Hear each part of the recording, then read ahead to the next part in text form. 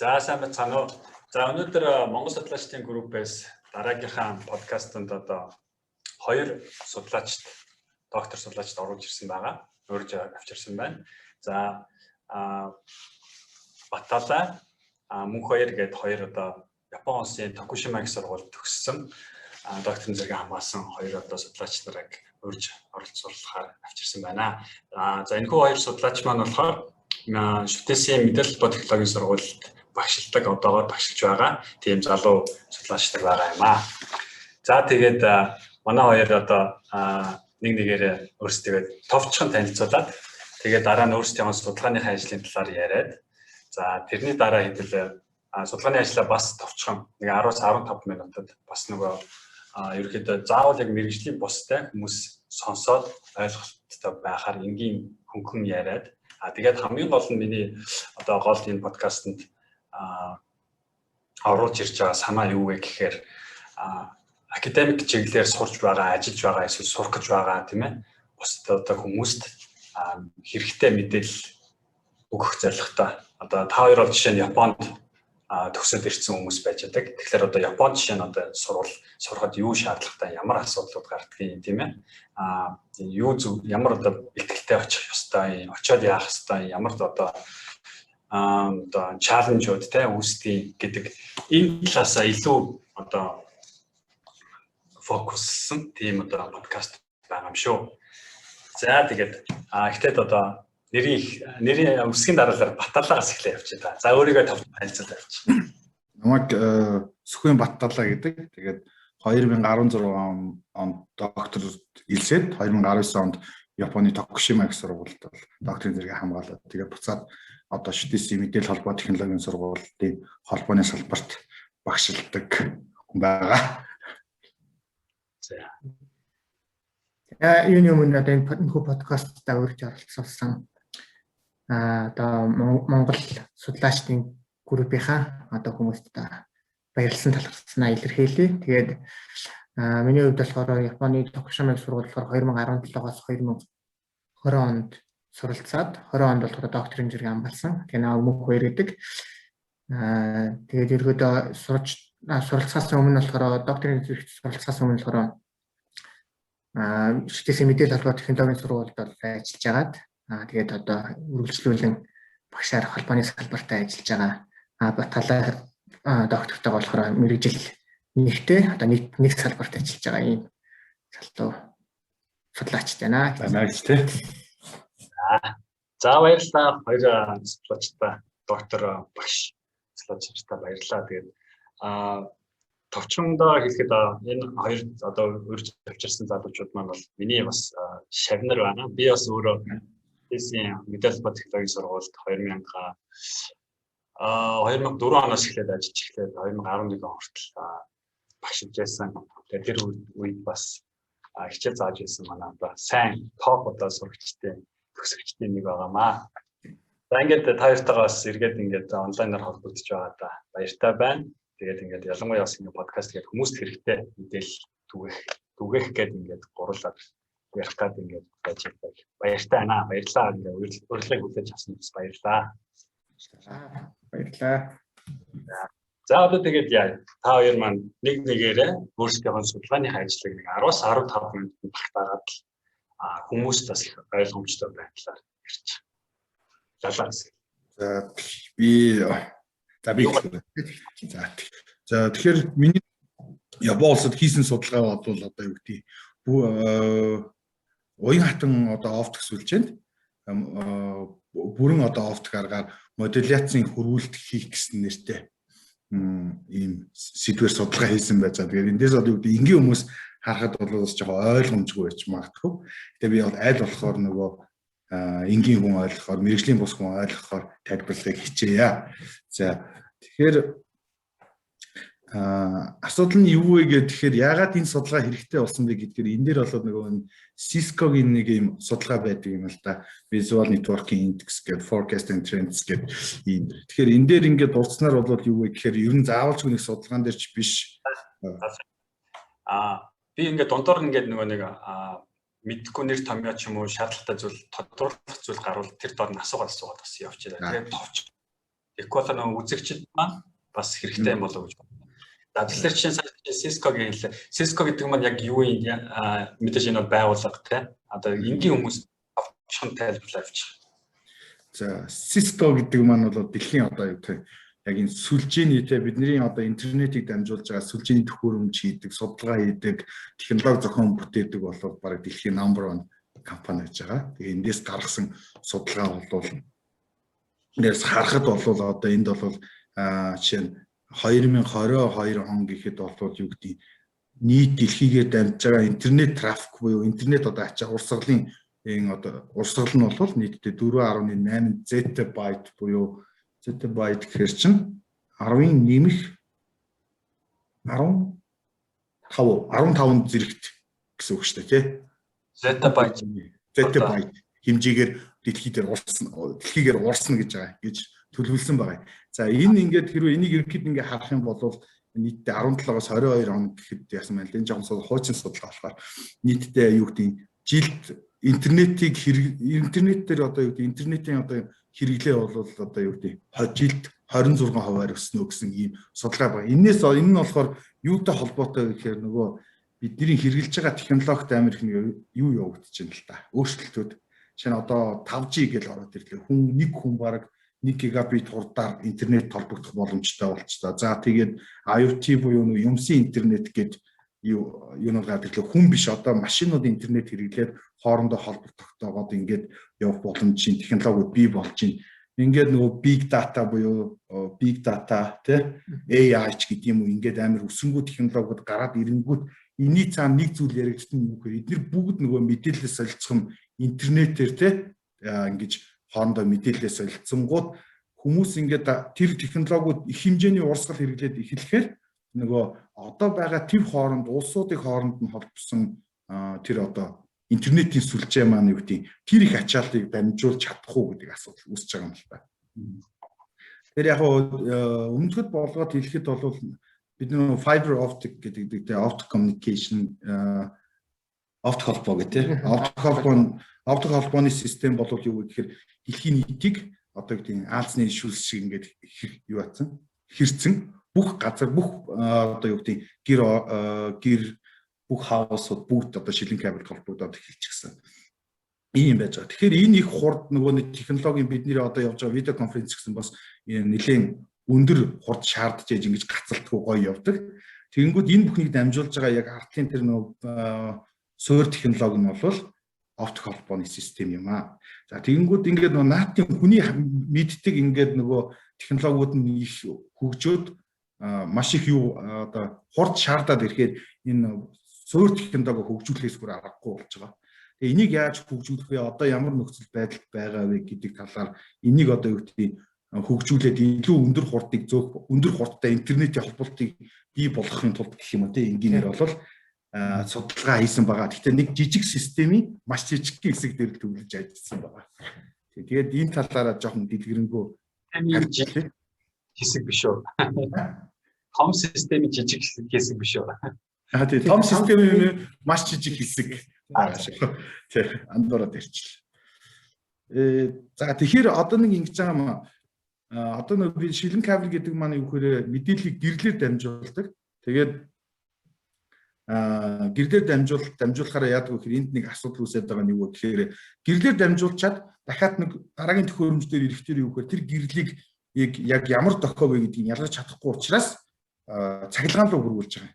Цахилгаан дохой буюу буцаагаар нь электрик төвшөнд нь аваачаад тэгээд тэн дээрээ нөгөө рутинг ч юм уу те нөгөө нэг замчил гэдэг одоо сүлжээний төхөөрөмж одоо сүлжээний нэг нode дээр хийгддэг үйлдэлүүдийг хийгээд буцаагаад дамжуулахдаа цахилгаанаас буцаад дахиад гэрэл болгочихж байгаа. Энэ нь бол юу вэ гэхээр юу яхтаа бол electric optic conversion гэж нэрлэдэг буюу цахилгаан оптикийн хөрвүүлэлт гэж нэрлэдэг. Энэ хөрвүүлэлтэн дээр асуудал юунд байгаа вэ гэхээр энэ тухайн сүлжээний төхөөрөмжийн хурд нь тэр дохойг боловсруулж байгаа одоо юу гэдэг процессорын хэмжээгээр нөгөө бит дээр ажиллах процессорын хурдаар хязгаарлагдчихж байгаа юм аа. Тэгэхээр одоо байгаа юу гэдэг хамгийн хурдан процессор одоо юу гэдэг миний мэдж байгаагаар юу гэдэг секундэд 100 гигабит мэдээллийг дамжуулах боломжтой байна. Тэгээ одоо ингээ процессор нөгөө юу гэдэг удаан болохоор хичнээн хурдан мэдээлэл ирсэн ч гэсэндээ тухайн процессор боловсруулж чадахгүй учраас өндөр хурд дамжуулах боломжгүй болчиход байгаа маа. Тэгээ энийг болохоор бас электрик ботлныг хичнэрлэдэг тийм нэг ийм асуудал байгаа. За тэгээд одоо байгаа энэ дамжуулах технологи дээр дараагийн нэг асуудал нь болохоор ийм байна. Бага унтралттай цонх гэдэг. Одоо энэ нэг улс хот хооронд төв хооронд холбосон шилэн кабель чинь маш хурд дамждаг учраас яг хөө тэгэхээр тухайн гэрлийг маш бага унтралттай буюу алдагдал багтаагаар дамжуулах боломжтой нэг тодорхой хэмжээний одоо давтамжийн цар хүрээ байгаа юм. Тэрийг болохоор цонх гэж нэрлэдэг тийм. За энэ цонх нь болохоор юу гэхээр одоо нөгөө одоо зохион бүтээсэн байгаа технологийн хувьд бол 1550 нанометрийн долгионы урттай гэрлийн орчимд маш бага унтралттай буюу хэдэн мянган километр ч юм уу дамжуулах боломжийг олгоод байгаа юм. Тэгэнгүүт энэ цараа маань буюу 1550 нанометрийн орчимд нэг 45 нанометрийн өргөнтэй нэг ийм зурвас байгаа юм. Ийм одоо юу гэдэг тийм зурвастал гэрлээр мэдээллийг маш бага унтралттайгаар буюу унтралт багтаа байх юм бол хол дамжуулах боломжийг олгоод байгаа боловч нөгөө дамжуулж байгаа хурд нь ихсэх тусам нөгөө 45 нанометрийн тэр нарийн зурвасыг эзлэх одоо юу гэдэг юм зурвасын өргөн хийх болоод нөгөөх нь болохоор хязгаарлагдмал нөөц болоод өрчиж байгаа юм л да. Тэгэхээр энийг ийм хоёр асуудал юу гэдэг юм одоо байгаа холбооны систем, опт холбооны системд бол одоо хурдын нэмэхэд асуудал болоод тулгарчаад байгаа маа. Тэгэхээр энийг шийдэж байгаа нэг арга нь юу вэ гэхээр нөгөө нэг энэ модуляцийн технологи байна.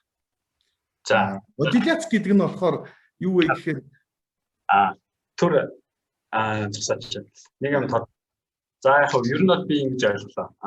Интернетийн хэрэгцээ маш их өргөн тэгж юу одоо бүх янзын хэрэгцээ шаардлага дараа. За тэгээд оптик холбоо бол угаасаа уг нь бол дэлхийг бол хэрэгцсэн байж байгаа тийм ээ. Гэхдээ оптик холбоогоор тэр хэмжээний хөгжлийг трафикийг дамжуулах гэхлээр тэр оптик холбоогоор дамжсан тохиом маань очиод заавал цахилгаан хөвргөөрөөр ороод гардаг. Тэгтэл цахилгаан нь өөрөө хугацааны хувьд асуудалтай бас унтралтын хувьд бас нэгдүгээр хугацааны хувьд асуудалтай бас дохиогоо оптикаар дамжуулахад бас унтралт гэж юм байна тийм ээ. Ингээ специйг рүү дохио явуулахад эндээс нэг тодорхой хэмжээтэй хүчтэй явуулахад энэ бэдэр хэрэгцээр хүч нь 50% буугаад хүрээд ирдэг тийм ээ. Тэгэхээр энэ хоёр асуудлыг шийдэх гэж оролцсон гэж ойлголоо тийм ээ. Тэр нэмээд юу яаж байгаа вэ? Одоо бид нэг яг эцгийн ингээд А болон Б цэг гэдээ аваад үзэж байгаа ч гэсэн яг тэр хоёр цэгийн хооронд болохоор дундын нөөдүүдэд дайрч байгаа. Одоо энэ мэдээлэл зүгээр ингээд 2000 км яваад ч юм уу заавалчгүй нэг тэр цахилгаан болон оптик цахилгаан оптик гэдэг ийм хувиргалтыг заавалч хийх шаардлагатай болчихж байгаа байхгүй 2000 км яваад 2000 км-ийн дистанцтэйгээр явж байгаа гэсэн. Тэгэхээр энэ процессыг л ерөөдөө хэлбэрчлэх нь бол бид нэр яаж нөхөр модуляцийн түвшинд одоо далайгийн судалгааны ажлууд бол тэр тал руу 2000 гэдэг тоон хаанаас гарч ирж байгаа. Энэ болохоор яг нэг optical reach буюу яг ийм одоо бүгэ судалгаа Макста 2000 ч юм уу. Макста 2000 гэдэг одоо судлагдаад гараад ирсэн тоо байхгүй. Тэгээд 2000 км бол заавч нэг оптик цахилгаан оптик гэдэг хувиргалтыг хийхгүй л бол тохиом маань буцаагаад нэг хүлээх боломжгүй болчихдог. Тэгэхээр хэрвээ авах боломжгүй болно гэдэг маань хүлээн авч явж байгаа талтаа мэдээгээ алдаатай хүлээгээд авчнаа гэсэн. Мэдээ алдаатай болвол тэр тохиог дамжуулсны ямар ч хэрэггүй болсон гэсэн. Гинээр бол одоо чи дээр морин өртөө ингээ байдаг байсан тийм ээ. Тийм. Морин өртөө нэг морьтой хүн дахиж явж байгаа мэдээгээ дараагийн хүндээ өгөөд ингээ дамжуулаад явдаг ч тийм ээ. Тэрнтэй л ижилхэн тэгэхгүй бол угаасаа мэдээ маань эндээс нэг ABC гээ явуулсан чинь очихдаа магадгүй CBD ч гэдэг юм уу очих юм тийм ээ. Тийм. За үргэлжлүүлээ. Тэгэхээр нэг юм хоёр проблем байгаад байна. Нэг нь бол юу вэ гэхээр гэрлийг цахилгаан руу хөрвүүлэхээр тэр цахилгаан түвшинд ажиллаж байгаа буюу одоо микропроцессор ч гэх юм уу те том өндөр хурдны энэ процессор чинь өөрөө хурдны хувьд лимиттэй макста 100 Gbps-ийг л параллелаар ажиллахад боловсруулах боломжтой.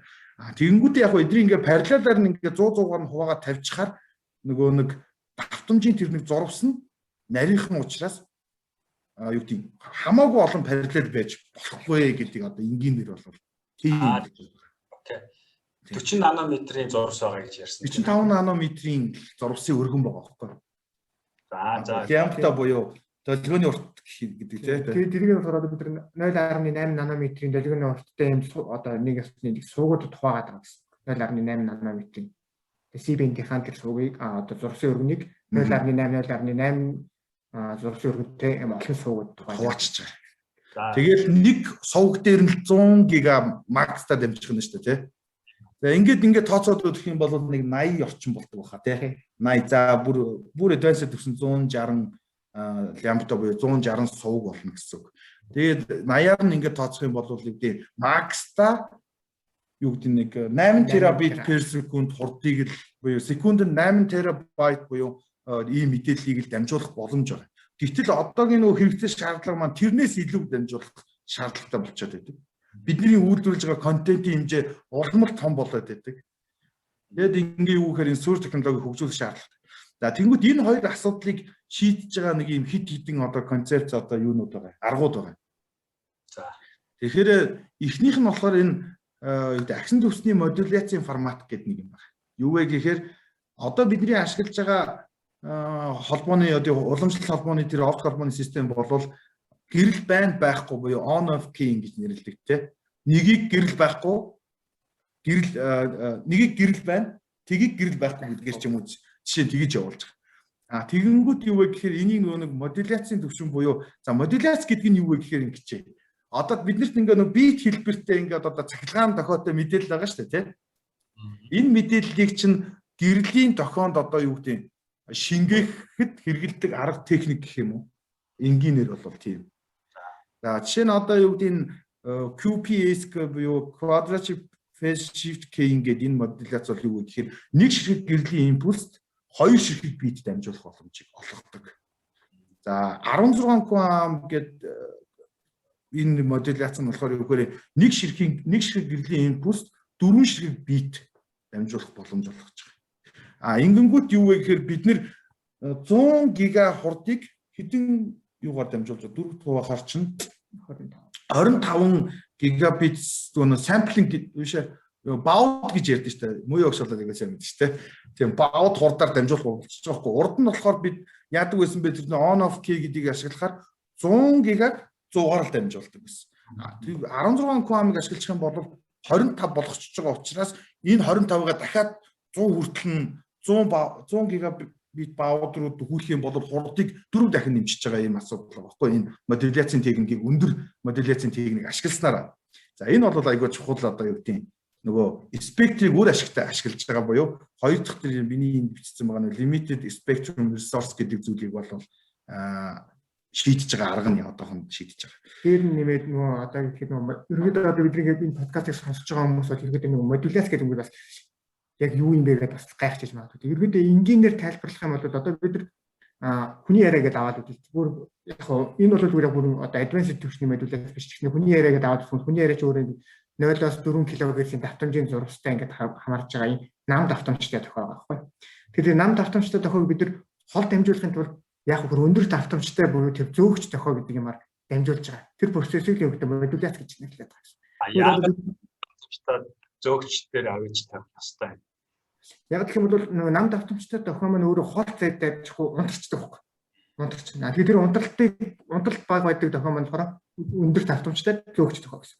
Тэгвэл бидний одоо тэр оптик холбоо гэдэг систем дээр аваад үзэх юм бол өөрөө тэр зөөгч давтамжтай тохио нь болохоор бидний төрөний яг хэлсэн тэр 1550 нанометрээс 40 нанометрийн зурвасын өргөнтэй ийм гэрэлтэн тохио байгаа.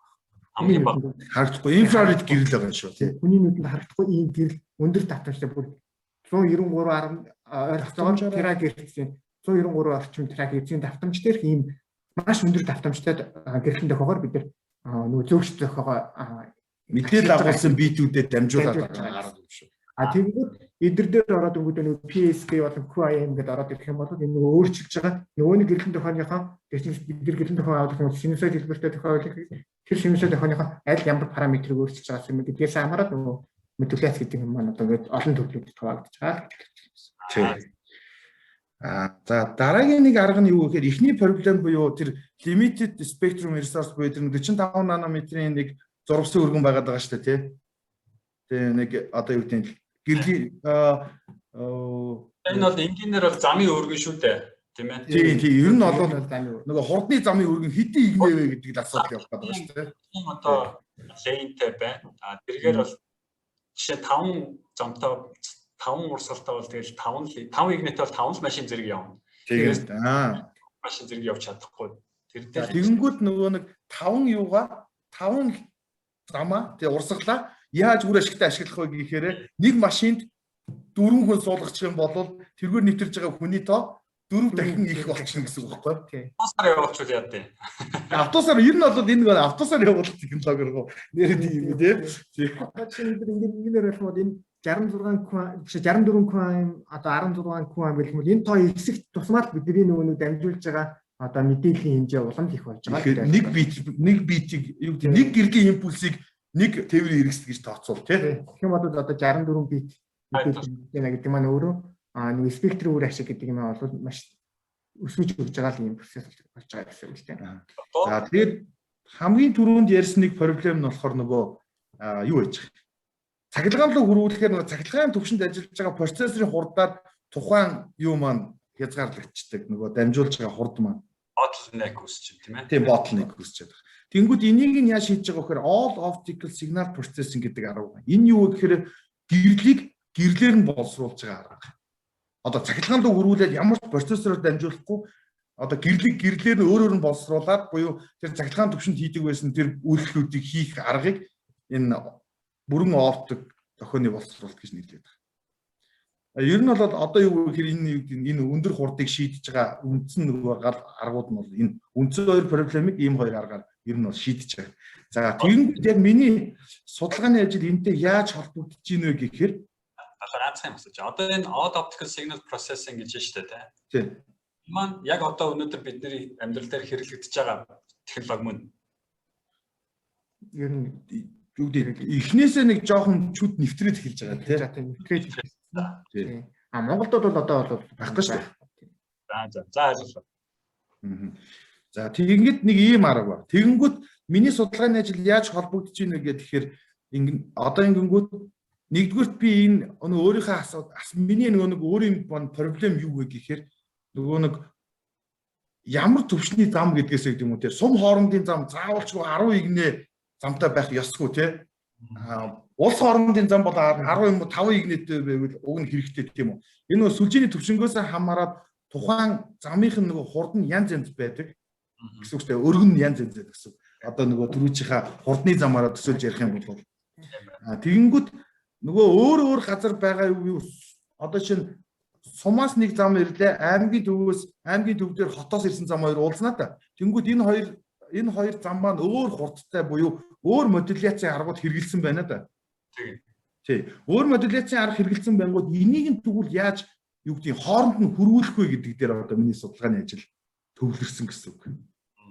Гэхдээ энэ dotly all optic аргаар буюу нөгөө процессорын хурданд баригдахгүйгээр яаж үгдээ 16 км дохио ирэхэд яаж QPSK хувиргах вэ? QPSK болоод ирэнгүүт яаж 16 км-ыг гэрлээр нь яаж ингэж модуляцийн форматын солих вэ гэдэг дээр л ажилласан гэсэн. За судалгааны ажил. Маш сонирхолтой том асуудлуудыг нэг дор шийдэж өгч байгаа гэж би ойлгож байна. Тийм. Маш олон асуудлуудыг зэрэг шийдэж өгч байгаа. Тэгээд ингээд бүхэл одоо гэрлийг процессыг тэгээд модуляцаас модуляцийн хооронд хөрвүүлж байгаа. Тий. За тэгвэл яаж чиний уран бүтээл яаж одоо хэлэлцнийг үү? Яаж одоо ямар бүтцтэй гэдгийг товчхон яри бас. Үр дүн гарсан бэ гэдгийг яри те. Тэгээ. За хаанаас бас орж ирсэн бэ гэдгийг нь бас сонирхолтой байж магадгүй. Ер нь бол одоо судлаач хүмүүс чинь ер нь санаагаар их дутаж явж байдаг. Санаа нь байж байвал яг одоо нэг часгийсэн санаа нь ороод ирэх юм бол хүмүүс тэрийг ингээд хэрэгжүүлээд ингээд шинэ бүтээл болгож чаддаг байгаа шүү дээ. Нөгөө толгой дээр гэрэл яаж ассан бэ гэж юу? Дом гэж. Тэр болохоор ингэсэн юм аа. Ер нь яг хөө энэ хөрвүүлтийн судалгаа бол манай лабораторид бол нийт эрчимтэй явж исэн. Бид хоёрыг очихоос өмнө. Тэгээд яасан бэ гэхээр миний нэг проблем нь юу вэ гэхээр жишээ нь одоо QPSK бол BPSK-тэй харьцуулах юм бол дээд доод төвчний тохиол бол нэг нь 2 дахин хурдан, нөгөөдгөөс 2 дахин бага штэ тий. Тэгэнгүүт яах вэ гэхээр өндөр хурдтай дохио ороод ирэнгүүт нөгөө бага хурдтай модуляц руу хүрүүлэх болно доо. Тэгэнгүүт нөгөө баууд буюу нөгөө sampling гэдэг юм чинь sampling rate гэдэг юм чинь өөрчлөгдөн гэсэн үг байхгүй юу? Тэгэнгүүт тийм өөрчлөлттэй нөхцөл би яаж нөгөө юу тийм хөрвүүлтийг хийх вэ гэдээ надад бол миний ихний таск бол тэгж ирсэн одоо манай супервайзераас. Тэгээд бодож исэн чинь юу гэхээр би нөгөө энд бас энэ оптикийн үндсийн хичээл одоо юу гэдэг basic-ийн заадаг байсан бохгүй холбооны сургалт. Тэгээд тодорхой нэг одоо юу гэдэг disperse гэдэг нэг ойлголт юм да импульс сунах үзэгдэл гэдэг. Тэрэн дээр зааж агаад нэг одоо юу гэдэг эсрэг disperse гэдэг юмыг ер нь яагаад ашигладаг юм бол заавалчгүй яагаад эргийг ашигладаг юм болоо гэж боддог байж байгаа. Тэнд очисон чинь би нэрээ импульс буюу орж ирсэн дохионы өргөнийг эсрэг дисперсээр юу гэдэг өргөсдөг юмыг нарийсгах чухал. Эн чинь нөгөө дохиогоо юу гэдэг хурдан болгоод буюу simple rate-ийг нэмэх боломжтой юм байна гэдгийг дээрээс үндэслээд миний яг судалгааны ажлын гол шийдэл нь гарч ирсэн. Тэр нь болохоор энэ яг энэ болохоор миний хийсэн нөгөө схематик байгаа юм л да. За. Тий. Яг миний нөгөө ажиллах боловсруулсан одоо арга гэх юм уу. Энд яаж байгаа вэ гэхээр эндээс одоо QPSK гэдэг модуляцтай дохио ороод ирэнгүүт энд юу яаж нөгөө idler буюу одоо хуурамч гэх юм уу те нэг эсрэг эргэлттэй тэр дохионыхоо нөгөө хуулбарыг гаргаж авч байгаа энэ ихний хэсэг дээр. Тэгээд яг энд бол нэг чадал мадлын тохируулга хийж байгаа. За энд нэг гол ашигласан юм тэр нөгөө эсрэг дисперсийг ашиглаад нөгөө орж ирсэн импульсийг чи өргөнийг нь буюу одоо электроник тайгүй нэргэлтээр нөгөө duty cycle-ийг багасгах байгаа байхгүй юу? Энд ер нь duty cycle багасгах, гэрлийн тэр duty cycle-ийг багасгах ажил энд явуулчихж байгаа. За, сунгаар, уртсгаар нарийнхан болгочихж байгаа. нарийнхан болгоо. За, агшаачж байгаа. Агшаачж байгаа. Тэгээ агшаангуудаа нөгөө нэг түрүүний гаргаж авсан хуулбар дохио өөрийнхөө орж ирсэн үндсэн дохио хоёрыг хооронд нь нэгийг нэмээд нэгийг хасчихж байгаа юм. Хоёр хувааж байгаа. Нэг тохиолдолд нь хасаад нэг тохиолдолд нь нэмчихэж байгаа. Яг энэ хэсэг дээр хоёр салгаж байгаа. За, энэ хэсэг дээр нэмчингүүд нөгөөх маань импульс нь юу яатсан нэмэхээр юу вэ гэхээр энэ хоёр ширхэг BPSK үүсчихэж байгаа. Гэхдээ нөгөө хурдыг хассан болохоор одоо 2 BPS хурдын тохируулгыг би энд нөгөө duty cycle-ийн нэггээр өөрчилсөн учраас хооронд нь нэмчингүүд нөгөө хурдны хувьд асуудалгүй гэсэн үг шүү дээ тий. Одоо шинэ би QPSK юу гэдэг 32 gigabit per second гэх юм бол нөгөө simple rate нь бол 16 байна тий. Тэгэнгүүт нөгөө 32-ыг чинь би ийш нь дамжуулахын тулд юу гэхээр BPSK-рээр дамжуулахаар чинь simple rate нь 32 байх хэрэгтэй биз дээ тий. Тэгэхээр импульсийн өргөнийг 2 дахин нарийсгах хэрэгтэй болсон. Тэгээд нэг иймэрхүү хооронд нь нэмээд нөгөө импульсийн уртыг багасгаж байгаа. Гэтэ энийг ямар ч нөгөө цагдгаан дохио ашиглахгүйгээр гэрлээ нь өөрөө нь боловсруулад энд модуляцийн форматын соёлт нэг ийм арга. тэгэхээр одоо нэг асуулт надад аяа гарч ирж байгаа байхгүй. Энэ хардвер ямар юм бэ гэдэг асуулт. Одоо хардвер нь ихэнх нь нөгөө нэг fiber based equipment гэдэг ер нь шилэн ширмсэн дээр тулгуурласан тийм одоо гэрлийн одоо шугам болон шугам бус эффектүүд гэж байдаг шүү дээ тий. Тэднийг ашиглаад л ийм үйлдэл хийчихэж байгаа байхгүй. Одоо байгаа энийг яг ингээ прототип болгож хийсэн үү? Миний хувьд бол зөвхөн нөгөө симуляцаар л баталсан. Симуляцээр батлагдсан болохоор асуудалгүй болохоор. Тэгвэл дараагийн асуудал нь бол нөгөө нэг яг туршиж хийж үзэх үү? Яг туршиж хийгээд үзэх хэрэгтэй тийм. Тэгээд бидэрт нөгөө оптик гэл янгууд туршиж үзэх гэхээр оптикийн төхөөрөмжүүд маань өөрөө ер нь бол асар үнэтэй төхөөрөмжүүд гэдэг болохоор. Японы лабораторид ч гэсэн үнэтэй төхөөрөмжүүд. Одоо яг бүр тэргүүлэг чиглэлээ болгоод явж байгаа оптикийн лабораториуд дээр тэргүүлээ бүр ингэ туршиж үзэх яг одоо ингээд жирийн одоо нэг лабораториуд дээр бол туршиж үзэх ер нь боломж маш хомс байдаг л да. Тэгээ яг төхөөрөмжийн нэг генератор чинь 150-60 мянган доллар шүү дээ. Тэгвэл бид нар чинь нэг генератор хэрэг болох 2 3 одоо нөгөө WDM нэвтрүүлэг ороод өнгөрч тэгэл өчнөө нэвтрүү юу генератор хэрэг болно. Тэгээд dispersing компенсац хийхүүгээд төхөөрөмжт маань аюул үнэтэй болоод өрчдөг учраас бас туршилт хийхэд бол маш төвхтэй л дээ. Гэхдээ яг үгүй чи юу штэ. Симуляц дээр ялангуяа энэ оптикийн холбооны модуляц төхөөрөмжийг симуляц дээр хэрвээ болж байгаа нь батлагдчихвал тэр бол болно гэсэн үг шүү дээ. Тий. Тэгээд одоо юу гэдэг олон улсын сэтгүүл дээр бол батлагдаад хэвлэгдээд явсан байгаа шүү дээ, тийм ээ. Тий. Тэр нөгөө судлаач хүнийхээ үед аваад тэгэхээр бид нөгөө нэг бидний одоо ингээд хийж гаргасан одоо энэ үйлдэл маань цаашдаа тэр нөгөө үйлдвэрлэлийн төвшөнд одоо бүр ингээд гэсэн бүр хүндий одоо яг энэ лабораториуд дээр очиод хэрэгжүүлэх боломжтой санаа сэтлийг одоо бусдад ингээд өгж яана гэдэг нь бидний хувьд болохоор маш тийм бахархаж хүлээж авах хэрэгтэй. Магадгүй яг энэ арга амар гоё бест байгаад Cisco-гийн ч юм уу эсвэл нөгөө Японы NTT гэдэг компани ч юм уу те хийсэн төхөөрөмжөд энэ арга хэрэглэгдчихвэл бол тий бахархал шүү дээ тий. За окей. Наад айгуу гоё санагдаж байна. Тэгэхээр энэ ажил маань энэ одоо далайгийн одоо өөрийн одоо санаачлагаар гарч ирсэн одоо том одоо contribution гэж би бол харж байгаа хгүй оптик холбооны салбарт бол. Тэгээд энэ маань одоогогийн байдлаар бол ингээд хэвлэгдсэн paper болоод хэвлэгдсэн байна тийм ээ. Тэгээд энэ дараа нь одоо юу гэдэг ямар нэгэн компаниас ч юм уу холбогдож ч юм уу хамтарч ажиллаж танаа санаа хэрэглэе патентын авъя ч гэдэм үү ийм байдлаар холбогдсон ч юм уу эсвэл одоо энэ ажил маань дараагийн шат руугаа прототип руугаа орох гээд явж байгаа юу гэдэг нэг ийм асуулт гарч ирлээ.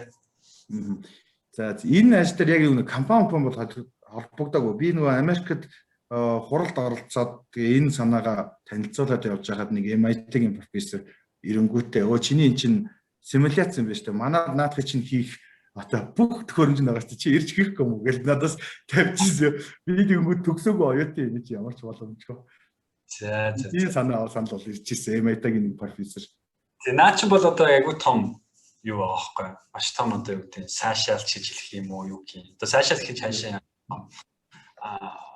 бахархалтай зүйл болсон байна да. MIT-ийн том профессор хурж ирж ажиллах уу гэж санал тавьсан дээ шүү дээ. Тий. Тэгэнгүүт би чинь төгсчүүл буцаад нөгөө нэг ажиллах гэрээтэй болохоор тийш явах боломжгүй. Монгол руугаа буцаад багш гэрээгнийхаа даваа буцаад Монгол руугаа явна тий. Гэхдээ одоо ирээдүйд ч юм уу бас энийг бол энэ чиглэлээр бас өргөжлүүлээд явах боломж байгаа гэж бол бодож байна. Та миний хувьд бол. За тэгэхээр миний хувьд болохоор ерөөдөө өөрийнхөө нөгөө докторийн төгсөлтийн ажлынхаа ерөөдөө презентацнаас ерөөдөө та бүхэнтэйгээ хуваалцъя гэж бодсон байгаа. Тэгэхээр миний судалгааны сэдэв бол ерөөдөө чөлөөт орон зай оптик холбооны систем хэрэглэгдэж байгаа одоо сүүлийн модуляцийн төрлүүдийг ерөөдөө танилцуулах байгаа. Тэгээд батлаа доктор маань болохоор ерөөдөө нөгөө нэг яг утсан оптик холбоо буюу шилхэн ширмсээр дамжиж байгаа. Тэр оптик холбооны тухайлсан бол минийх болохоор одоо чөлөөт орон зай болоод өөрчлөлт хийж байгаа. Сүү технологиор ингээд ороод ирж байгаа юм ойлгож байна гэсэн. Тэгээд ерөөдөө болохоор free space opt-ийн зах зээл бол 2024 он гэхэд бол $1223 миллион төгрөж байгаа. Ойролцоогоор 1.2 тэрбум долларын зах зээл бол 2024 он гэхэд бол биднэрт байна гэж үзэж байгаа. Тэгээд энэ free space opt-ыг маань ерөөдөө хаана ямар хэрэглээнүүд байна вэ гэхэд аваад үзэх юм бол одоо юу гэх хадгалах төхөөрөмжийн сүлжээ, одоо хамгаалтын сүлжээ, disaster recovery буюу одоо нэг гамшигын үед бидний нэг ашиглаж байгаа шилэн кабель маань тасарчлаа гэж үзэхэд тэр холбооны систем гэдэг өөр маш найдвартай байх хэрэгтэй. Тэгэхээр тэр тасарсан хугацааг маш хурдан сэргийхийн тулд шилэн кабель татах боломжгүй байгаа тэр нөхцөл бид нар яг хэрэгшүүд free space opt буюу чөлөөт орон зай оптик холбооны системийг хэрэгжүүлж болох юм байна. Тэгээ мөн бол одоо Монголын нөхцөлд аваад байсан бол хамгийн одоо хэрэглэж болох нөхцөл бол энэ last mile access буюу одоо яг оптик хэрэглэгчийн хандлтын сүлжээн дээрээ хандлтын сүлжээ гэдэг нь болохоор яг үндсэн сүлжээнээс биш сүлжээнээс салбарлаж байгаа сүлжээ маань одоо яг хэрэглэгчдэр хүрж байгаа энэ сүлжээг нь болохоор хандлтын сүлжээ гэж нэрлэдэг. Энэ хандлтын сүлжээг хүрэх боломжгүй буюу одоо бид нөгөө ууланд ч юм уу эсвэл нөгөө шилэн кабель татах боломжгүй тэр газрууд дээр free space оптикоор бид тэрийг бас шийдэж болох юм байна гэдэг. Хоёр уучлаарай нэг юм асууж. Free space optic гэхлээр чөлөөт орон зай оптик холбоо. Тийм. Одоо яг энгийн хүмүүст ойлгохоор Wi-Fi бол биш, тийм ээ? Wi-Fi бол биш. Тийм. Тэр Wi-Fi ч юм одоо Wi-Fi-тэй гоо агш юм одоо технологиор дамжуулж байгаа бол wired electric communication болчихно. Яг радио дэлгөөнөр ингээд утасгүй дамжуулж байгаа бид нар Wi-Fi ч гэдэг юм ингэж ойлгоод байгаа шүү дээ. Тэнгүүд гэрлийг утасгүй дамжуулж байгаа буюу одоо гэрлийн Wi-Fi гэх юм уу? Гэрлийн Wi-Fi. Гэхдээ ерөөдөө ингэж яваад байгаа. Одоо free space optic гэдэг зүйл маань өөрөө зүгээр wireless optical communication гэдэг зүйлийн нэг салбар хогдох юм байхгүй юу? Салбар хогдох. Тэнгүүд wireless optical communication дотор болгоод VLC буюу үзэгдэх гэрлийн холбоо гэдэг ч юм уу. Одоо тэрний дараа болохоор free space optic гэдэг ингэ ороод ирж байгаа. Тэгээ энэ last mile access бол Монгол хэрэглэгдэх маш одоо өргөн хэрэглээ болж байгаа гэж би бодож харж байгаа. Судлаачийн хувьд. Тэгээд мөн энэ нөгөө last mile одоо биш last mile free space-ийг хэрэглэсэн хамгийн одоо нөгөө одоо биднэрт ойрхон жишээ гэх юм бол нөгөө 2001 оны ихэр хотын санхуг нурсан шүү дээ Нью-Йоркийн. Тэр Нью-Йоркийн санхуг нурахад яг тухайн хоёр барилга дээр байсан одоо том компаниудын одоо сүлжээ олсон. Тэгээ тэрийг нь хурдан сэргээхийн тулд болохоор free space optic холбоог бол ерөөдөө ашиглаж исэн гэхээр маш хэрэглээ өндөртэй одоо нөгөө ашигтай ийм технологи болоод явчихж байгаа. Гамшигын үед гэж хэлж болох уу? Тэгээ гамшигын үед бол ялангуяа одоо өндөр ордны тэр холбооны систем хангах одоо төр холбооны систем шүү дээ. Энийг одоо хүмүүст ойлгоход бол ингээд нэг AB2 цэгийн хооронд ийм лазер одоо зүгээр инженеэр лазер тавина гэсэн. Харагдахгүй тэ хүний нүдэнд харагдахгүй. Гэхдээ ер нь бол лазерын гэрэл ингээд хоёр цэгийн хооронд цацраад байна л гэсэн үг шүү дээ. Тийм ээ. Тэгээд тэр хөгжлөө дамжуулж байна гэсэн үг тийм ээ. Тийм. Тэгмээд одоо энэ зураг дээр бол жишээ нь одоо free space optic-ийн одоо хэрэглээнүүдийг харуулсан байна л да. Тэгмээд одоо энэ өндөр байшинтай газрууд дээр яаж ч нөгөө бид нар шилэн кабель татах боломжгүй болоод эхэлж байна. Шилэн кабелийн худаг суугчлалын маань асуудал тавигдаад өнгөд өндөр байшин хооронд хоёр яг өөдөөдөөс харсан бие бинийгээ яг 100% харж их юм нөхцөлтэй ийм трансмиттер болон дамжуулагч болон хүлээ авах байгууламжуудыг байрлуулна гэсэн. Тэр нь маань мэдээж нөгөө нэг лазераар буюу бидний хэрэглэдэг 850 болон 1550 нанометрийн дэлгөөний урт дээр энэ гэрэлтэн тохиолнуудыг өрнүүлж байгаа. Дахиад нөгөө тохиол байх нь шүү дээ тийм. Яг нөгөө 1550 нанометрийн дэлгөөний уртын цонх маань өөрөө нөгөө унтралтын хамгийн багатай юм цонх болчихж байгаа байхгүй. Тэгвэл энэ мөн өөр ямар хэрэглээ байгаа гэхээр сателлайт хоорондын холбоонд болохоор яасан free space optic-ийг ашиглаж болж байгаа. Мөн газрын сателлайтын газрын хүлээн авах станц болон одоо сателлайт одоо хиймэл дагуул хоорондын холбоонд бид хэрэгж болж байгаа. Мөн одоо нөгөө нисдэг зэрэг байгаа тийм ээ. Нисдэг зэрэг дээр бид нэр лазерын хүлээн аваарыг дамжуулах юм бол яг одоо дундын одоо юм нүүд маягаар ч ашиглах боломжтой болоод явчихж байгаа гэсэн.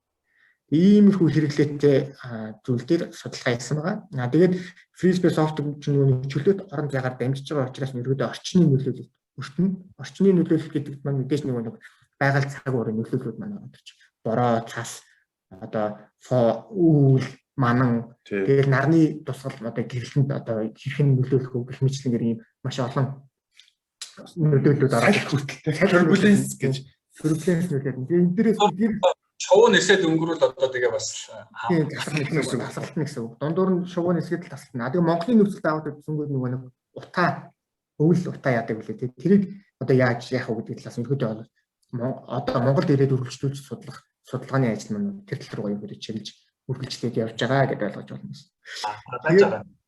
Чиний ажил болохоор optic free space optic холбооны дамжуулах чадамжийг сайжруулах юм уу те?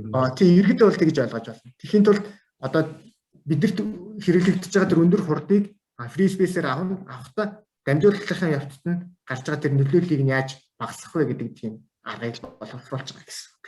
Боловсруулсан гэсэн үг. Тэгээ эндээс ингээд аваад үзэхээр нөгөө учирч байгаа сорилтууд маань байгаад байгаа юм л да.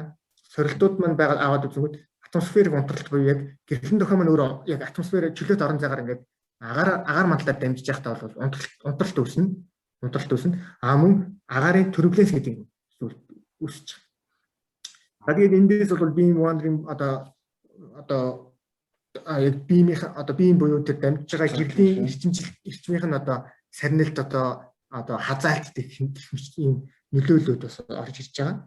Тэгээд эндээс би болохоор яг атмосферик турбуленс нь ерөөдөө тухайн дамжуулж байгаа тохиолдолд ерөөдөө яаж нөлөөлөх юм бэ? Тэр нөлөөллийг бид нар яаж багасгах юм бэ гэдэг талаас нь туршиж авч үзэж байгаа. Тэгээ атмосферик турбуленс нь болохоор ерөөдөө бол 3 зүйлээс хамаарж байгаа. Нэг нь болохоор агаарын температур, даралт, тэгээд салхины хурд гэсэн ийм зүйлсүүдээс хамаардаг. Тэгээ ингээд энэ болон гадаад ийм хэмжигдэхүүнүүд бол байгаа. Энэ гадаад болон дотоод ийм хэмжигдэхүүнүүд нь болохоор энэ нөгөө агаар мамлт байгаа төрөлхөд тоосонцол одоо салхины салхи болон даралтаас үүсэж байгаа тийм хуйлэрсэн процессийн одоо ийм ширхэг гэж ихэд ойлгож болно гэсэн.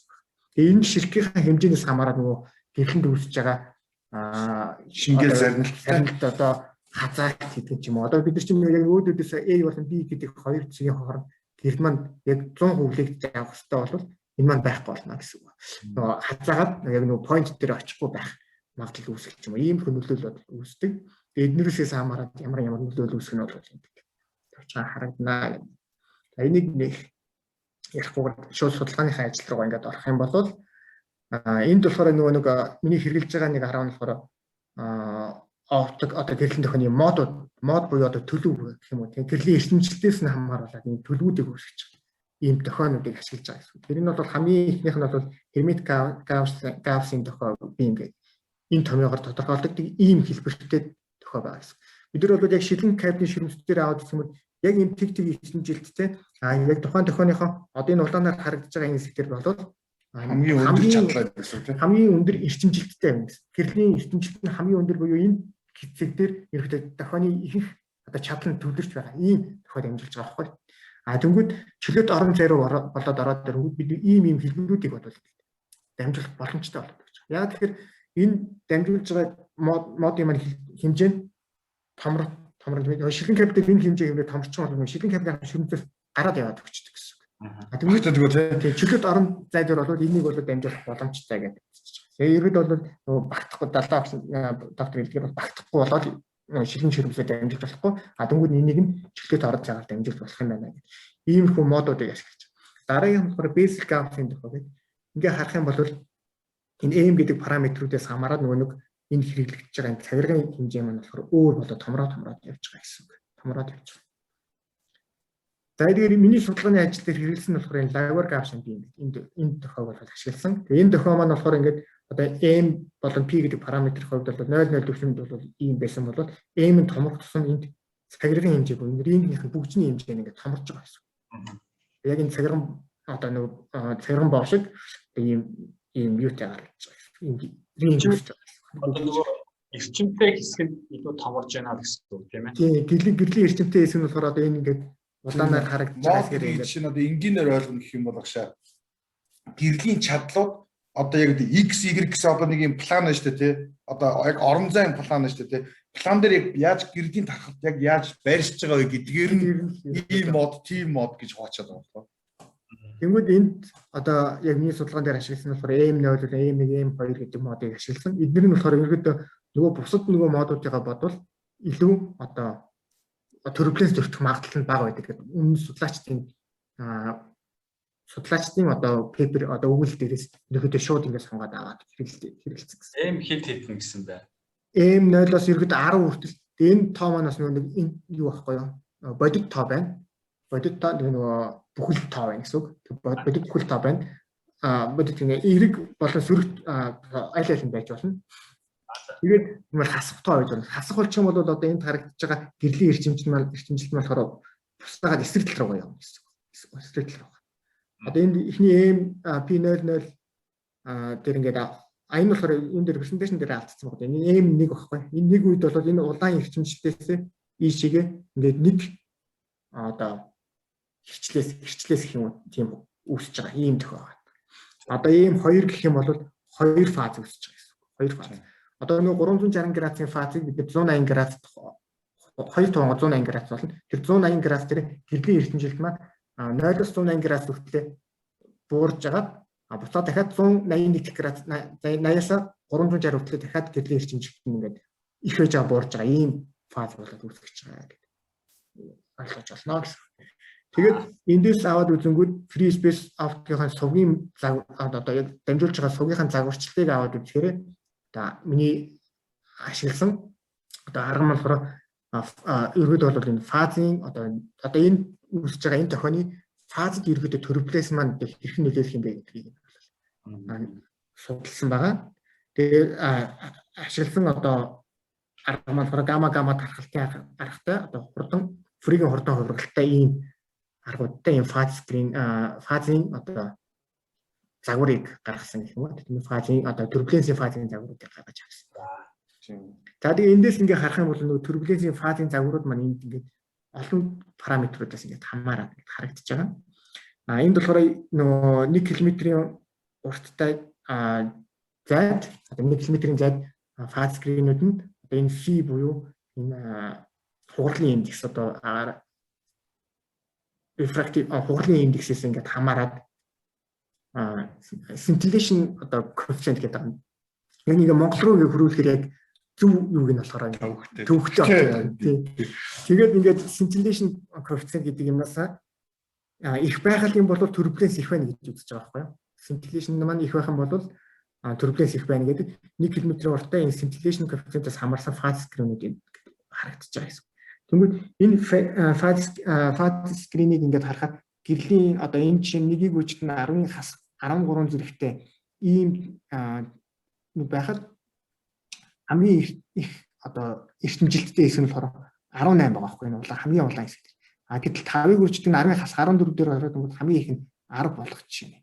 Ингээд нөгөө scintillation coefficient маань ихсэх тусам нөгөө тухайн фаз скринийх нь одоо нөгөө эрчимжилт нь их болж байгаа гэсэн. Энэ их болно гэдэг маань бидний нөгөө дамжуулж байгаа дохионы фазд нөлөөлнө гэдэг аваад үзчихэж байгаа байхгүй. За энд болохоор ингээд нөгөө тэр хэсгээр байх юм бол тэр яг эвдэрнэ гэсэн санаа. Эвдэрнэ болно.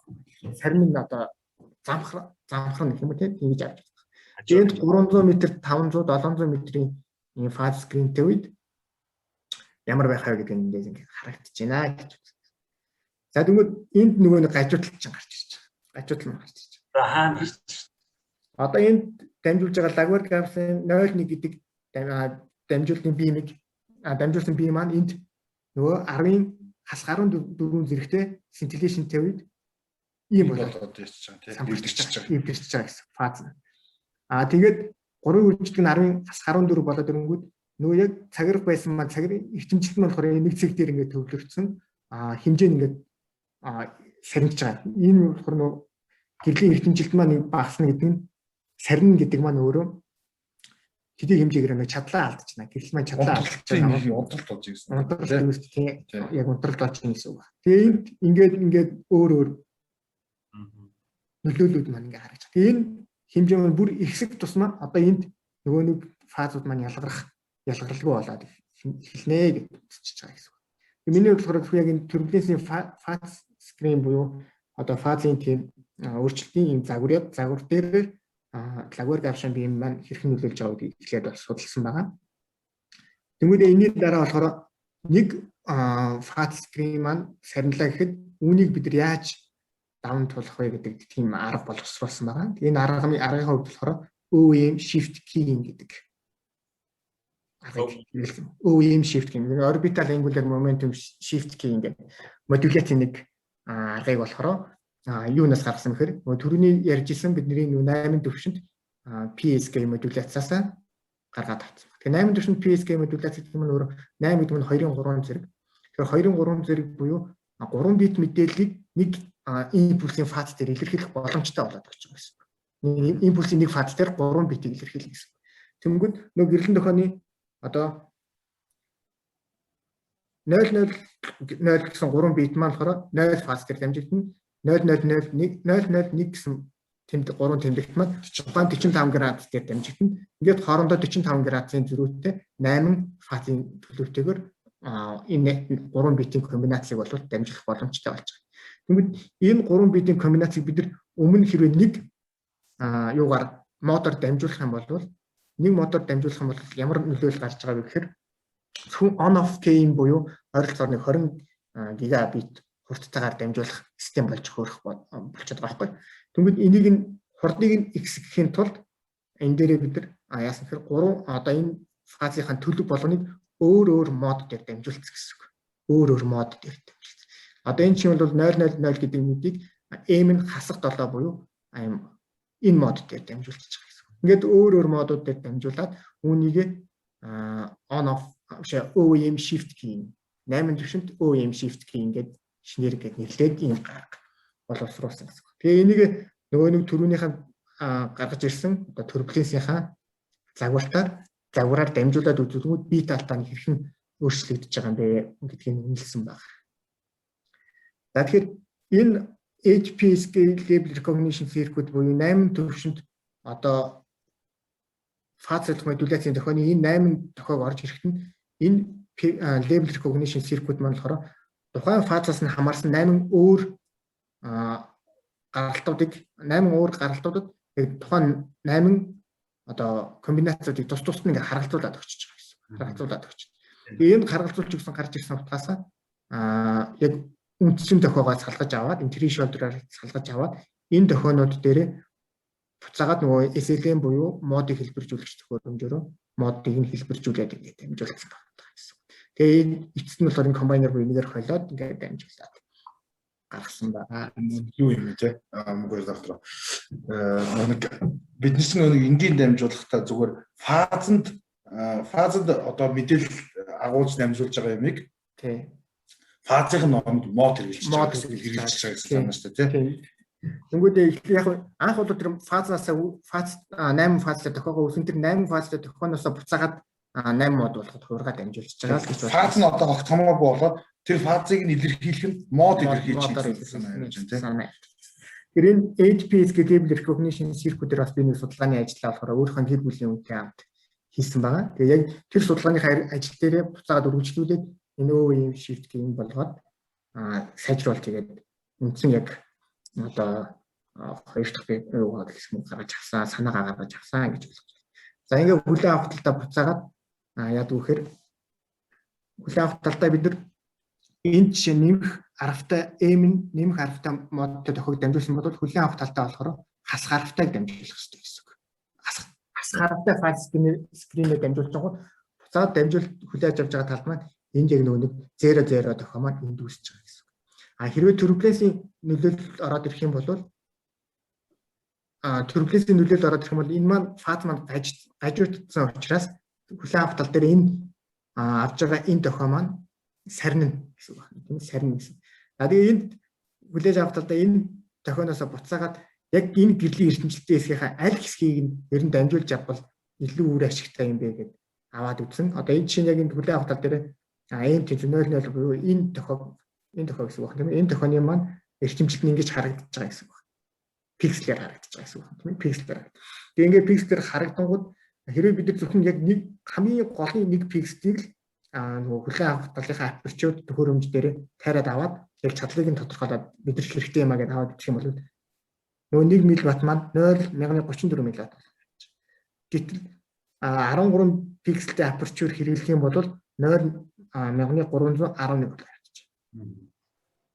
Чадлын хувьд бол одоо анхны AS бол хамаагүй бага. Тий.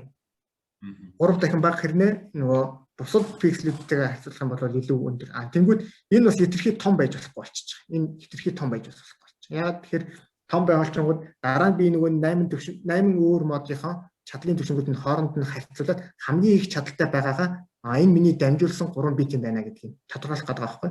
Гэтэл нөгөө turbulence ороод ирчингүүд энэ пиксел том болчоор turbulence зөрчсөн бүх хэсгийг ингээд ялгаад авчаад байгаа учраас энийг нь яг оптимал нэг оновчтой болгож өгөх шаардлагатай болсон. Тэгэхээр хамгийн оптимал байсан хэмжээ нь болохоор яг симуляцийн үүдэн дээр болохоор 9 пиксел гэж гарч ирсэн байна. За. Тэгээд ингээд симуляцийн үр дүнгуудыг ингээд аваад үзэх юм бол одоо энэ жишээ энэ цэг дээр бол 001 гэдэг бол хамгийн өндөр агуургатай бит дамжиж байгаа. Энэ яг энэ хугацааны ихнэх 3-аас 6 дахь бит маань болохоор 001 гэсэн бит байгаа буюу хамгийн ихний гаргалтан дээр энэ бит дамжигдж байгаа гэсэн байна тийм ээ. Энийг ясна энэ бол serial to parallel хуваалтыг ингээд хийгээд авчиж байгаа гэж ойлгож байна гэсэн. За тэгээ энд ингээд яг үр дүнгууд ингээд харагдаж байна. Яг хэрэгэлсэн долгионы хэрэгэлсэн модууд маань болохоор нэмэх 10, нэмэх 7, нэмэх 4, нэмэх 1, хасах 1, хасах 4, хасах 7, хасах 10 гэдэг хэрэгэлсэн. Фазын гажуулууд маань болохоор энд ингээд харагдаж байгаа гэсэн. Фазын гажуулууд маань харагдаж байгаа. Intensity маань бас ингээд сарниж байгаа гэдэг нь харагдаж байгаа гэсэн. За тэгээ энэ оптик холбооны үед болохоор энд болохоор нөгөө хүлээн авч байгаа чадлаас одоо чадлын үед болохоор яг одоо аль хэмжээнд бидний хувьд одоо хамгийн тохиромжтой юм бэ гэдгийг тодорхойлох сайз хэмжээ, линзний хэмжээ ч юм уу тийм хүлээн авч байгаа. Энэ чөлөөт орон зай авах холбооны хувьд аваад тэр нөгөө бас хүлээж авах хэмжээ гэж нэг юм байгаа. Яг энэ юун дээр болохоор практикт хэрэгжилж байгаа нь болохоор 20 см акцент дээр бол хамгийн ашигтай гэдэг үзэж байгаа. Хэрэгэлдэг ашигтай хоёрууд хэрэгжилж болж байгаа нь одоо 20 см хэрэгжилж байгаа. Болчихсон бол боломжгүй болоод байгаа байхгүй. Тэнгүүд би тэрийг нь болохоор туршилтаар ингээд симуляцаараа ингээд аваад идэх юм бол бидний ашиглаж байгаа хамгийн том мод маань энэ M нэмэх 10 гэдэг мод маань байна. Нөгөө рингийнхаа хэмжээ томорж байгаа гэсэн үг тийм ээ. Тэнгүүд энэ дээр ингээд аваад үзэр хамгийн оптималны одоо хүлээ авах болон одоо нэвтрүүлж байгаа болон хүлээ авах тохионы авч байгаа тохионы чадлын зүрх маань тэг dB байгаа үед маань бол ойролцоогоор 25 6 см дээр байгаа гэж гарч ирж байгаа гэсэн үг. 25 бүх модыг авах. Миний одоо симуляцид ашигласан модыг авах 25 6 см-ийн хүлээ авах хэмжээтэй байх юм бол болноо гэж үзэж байгаа гэсэн. 25 6 см юу байлж байгаа вэ? Хүлээ авах талдаа одоо хүлээж авахдаа юм том линз байх гэсэн үг шүү дээ нөгөө. Линз юм байна. Тэр талаас гэрэл тусгангууд тэр гэрлийг линзээр хүлээж авах гэсэн үг. Тэгээд тэр хэмжээ нь болохоор симуляцийн түвшинд бол 25 6 одоо 26 см-тэй ойролцоогоор 26 см-ээр бол бүх тохиогоо ямар нэгэн алдаагүй хүлээж авна гэж тодорхойлсон. Гэтэл яг практик хэрэглэнээр болохоор энэ болохоор 20 см байдаг байна. За. Тэгэхээр энэ тохио маань одоо миний ойлгож байгаагаар бол одоо докторийн Мухэрийн хийсэн ажил бол turbulence буюу те тэгээд тэр агаарын орчны нөлөөг аль болох нөлөөнд аль болох автахгүй хувилбарыг гаргаж ирсэн байна. Гаргаж авч байгаа тий. Тэгэхээр ингээ хоёр талд ингээ нэг 20 хэдэн сантиметрийн диаметртэй хоёр том линз өөр нэг хараад байж байна гэсэн. Тэгэл тохионууд нэг талаас яваад нөгөө талаа хүлээж аваад нөгөө талаас бас явуулаад нөгөө талаа хоёр тал руугаа явна тийм ээ. Зайны хувьд максимум хэр хол байх вэ? Зайны хувьд ингээд яхаар миний судалгааны болохоор би 1 км-тэй гэж авч үзсэн байгаа даа. 1 км-тэй. 1 км зайд. Тэгээд практик хэрэглэж байгаа нь бол ойролцоогоор ингээд 1 км 3 км хэрэглэж байгаа практик хэрэглэнүүд байна. Гэхдээ тэр нь нөгөө нэг юунаас хамаарах вэ гэхээр нөгөө дамжууллынхаа хурднаас хамаарат өөр авчиж байгаа байхгүй. Дамжууллын хурднаас хамаарат. Тэгээд би өөрийнхөө симуляц дээр болохоор 120 гигабитийн нэг одоо зөвхөн давтамж маань 120 гигабит per секундын хурдтай өгдлийг дамжуулна гэж үзэж байгаа. 120. За тэгээд бит гэдэг маань ер нь одоо энгийн хүмүүсийн мэдлэгт ингээд ойролцуулаад ингээд дүүцүүлээд өгөхөд юутай ижлэх нь хурд бай. 120 гигабит ч одоо юу? Одоо бид нар чинь юу яаж 20 мегагаар интернет хурдаа авдаг гэж үзэх юм бол 20 мега хэдин айл л нэг айл 20 мегагаар авдаг гэж 6 гэдэг чинь 6000 ойролцоогоор 6000 орчим хэрэглэгчийн одоо өгдөл дамжуулах хэмжээний хурд гэсэн үг л тийм. Тэгээ нэг айлыг одоо 20 мегагийн хурдтайгаар авдаг гэж үзэх юм. Тэгэхээр яхаа нэг айлын багаар тооцож чинь тийм 20 мегабит секундаар. Тийм бит секундаар. Одоо байтаар болох юм бол одоо юу гэдэг 2.5 байт гэсэн. Мегабайт гэсэн үг шүү дээ. Тийм 2.5 мегабайт. 6000 орчим баг тийм 6000 орчим дундаж интернет айл одоо 6000 айлын дундаж одоо интернет хэрэглээг бол хангахчаар юм хурд явж байна гэсэн. Дамжуулж байна л гэсэн үг тийм ээ. Тийм чөлөөт орон зайгаар. Чөлөөт орон зайгаар. За их сонирхолтой сайхан судалгааны ажил байна. За тэгээд энэ ажил ямар одоо байдлаар одоо хэвлэгдсэн ямар төвшөнд явж байгаа вэ? Энэ ажил маань болохоор 2020 онд бол яг optical engineering гэдэг үйлдэлээр бол олон улсын үйлдэлээр бол хэвлэгдсэн байгаа. Энэ үр дүн маань тэгээд ерөөдөө бол одоо болохоор яг Монгол хийх судалгаа маань ерөөдөө Монголын нөхцөлд free space optic ерөөдөө яаж одоо загварчилж болох юм бэ? Бид яг нөгөө шууд яг техник хэрэгслийг аваад шууд угсрахгүйгээр эхлээд симуляцийн төвшөнд яаж загварчлах вэ гэдэг дээр ерөөдөө ажиллая гэдэг зориод ажиллаад явж байгаа. Тэгээд ерөөдөө бол Монголын нөхцөлд аваад үзэх бол хамгийн одоо хүндрэлтэй зүйл бол өвлөө үйлдвэрлэл байх утааны асуудал байгаа. Тэгээд мөн цаашлаад бүр ингээд үзлэр ингээд харах юм бол магадгүй одоо Монголд бид нөгөө Марс гэл нөгөө төслүүдийг хэрэгжүүлнэ гэж одоо ингээд олон сайхан юмнууд ингээд явж штэ. Тэгээд тэр төслүүдээр хүртэл ингээд холбож ашиглаж болох юм байна. Одоо юу гэдэг бид нар Монгол хиймэл дагуулын статустай холбосон ийм хоорондох холболтын загварчлалыг хүртэл гаргах боломжтой юм уу? Бас өдрөөр харуул бас тэгж харж болно л гэсэн. Одоо тэр нөгөө Монголын говьч нөгөө нэг Марсын газар та тийм simulation base болно гэдэг бас яваад байна шүү дээ. Тэр үүдэн дээрээс яг одоо тэр говьд ашиглаж байгаа тэр Марсын юг дэшигээ одоо хиймэл дагуултай холбосон холболтыг загварчлах симуляцийн төвшөнд нөхөж хийж үзэх боломж олгох байгаа гэж харж байна. Одоо тэгэхээр хараа жишээ нь газрын гадагаас сансарт байгаа сансрын станц руу оптик free space оптик одоо дамжуулах тийм дамжуулж байгаа системүүд одоо байгаа юу? Аа одоо энэ жишээ нь бол NASA дээр бол ашиглаж байгаа. Яг нөгөө тэрний авраг юм байх уу?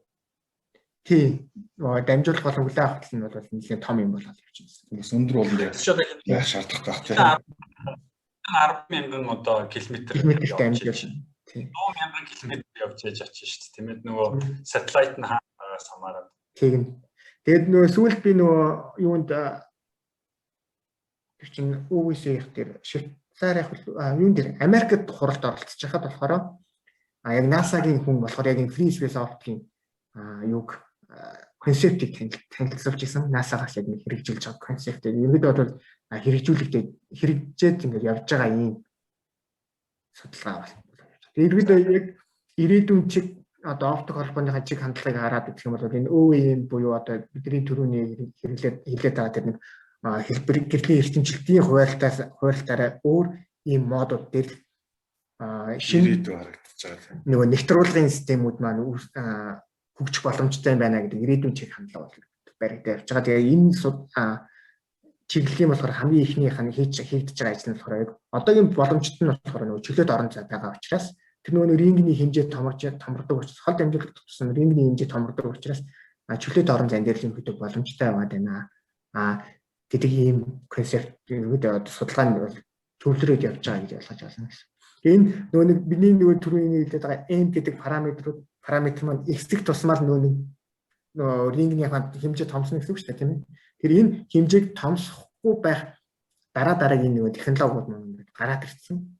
Perfect vertex beam гэдэг. Яг рингнийхэн хувьд болохоор хэмжээ нь яг нэгэн жигт байна. Гэхдээ нөгөө модууд маань болохоор маш олон нөгөө фазлын хувьд аваад үзэхээр маш олон фазыг ингээд хэрэгжүүлэх боломжтой ийм нэвтрүүлгын систем ерөөдөө ингээд хөгжөөд явж байгаа шинэ юм гарсан. Тийм. Ирээдүйн чиг. Тэгээ одоо л нэг хурдыг нэмэгдүүлэх тал дээр ярих юм болоо л гэж байгаа шүү дээ. Одоо бид нар түрүүн зурус гэдээ ярьсан шүү дээ. Миний судалгааны хэсэг танилцуулж хахад 45 нанометрийн нэг ашигтай зурус байгаа шүү дээ, тий. Тэрэн дээр ингээд нэг лямбда тус буюу одоо давтамж тус бүрээр нь ингээд явах юм бол энэ давтамжийн нэвтрүүлэг буюу одоо нэг одоо юу тий нэг шивдэн ширмсөөр 160 одоо 100 хурдыг 160 дахин нэмэгдүүлэх боломжтой гэдэг юм уу тийм. Тэгээд мөн хугацааны нэвтрүүлэг гэдэг байдаг тий. Хугацааны нэвтрүүлэг. Тий аль болох нэг импульсийг үргэлжлэх хугацааг богино тавьснаар 1 секундэд олон бит дамжуулах гэдэг.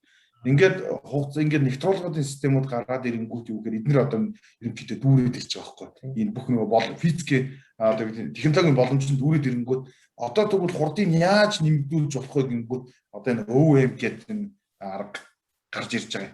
Энэ бол яг онлайн хувьд бол хязгааргүй юу гэдэг одоо нэвтрүүлэх боломжтой ийм хязгааргүй.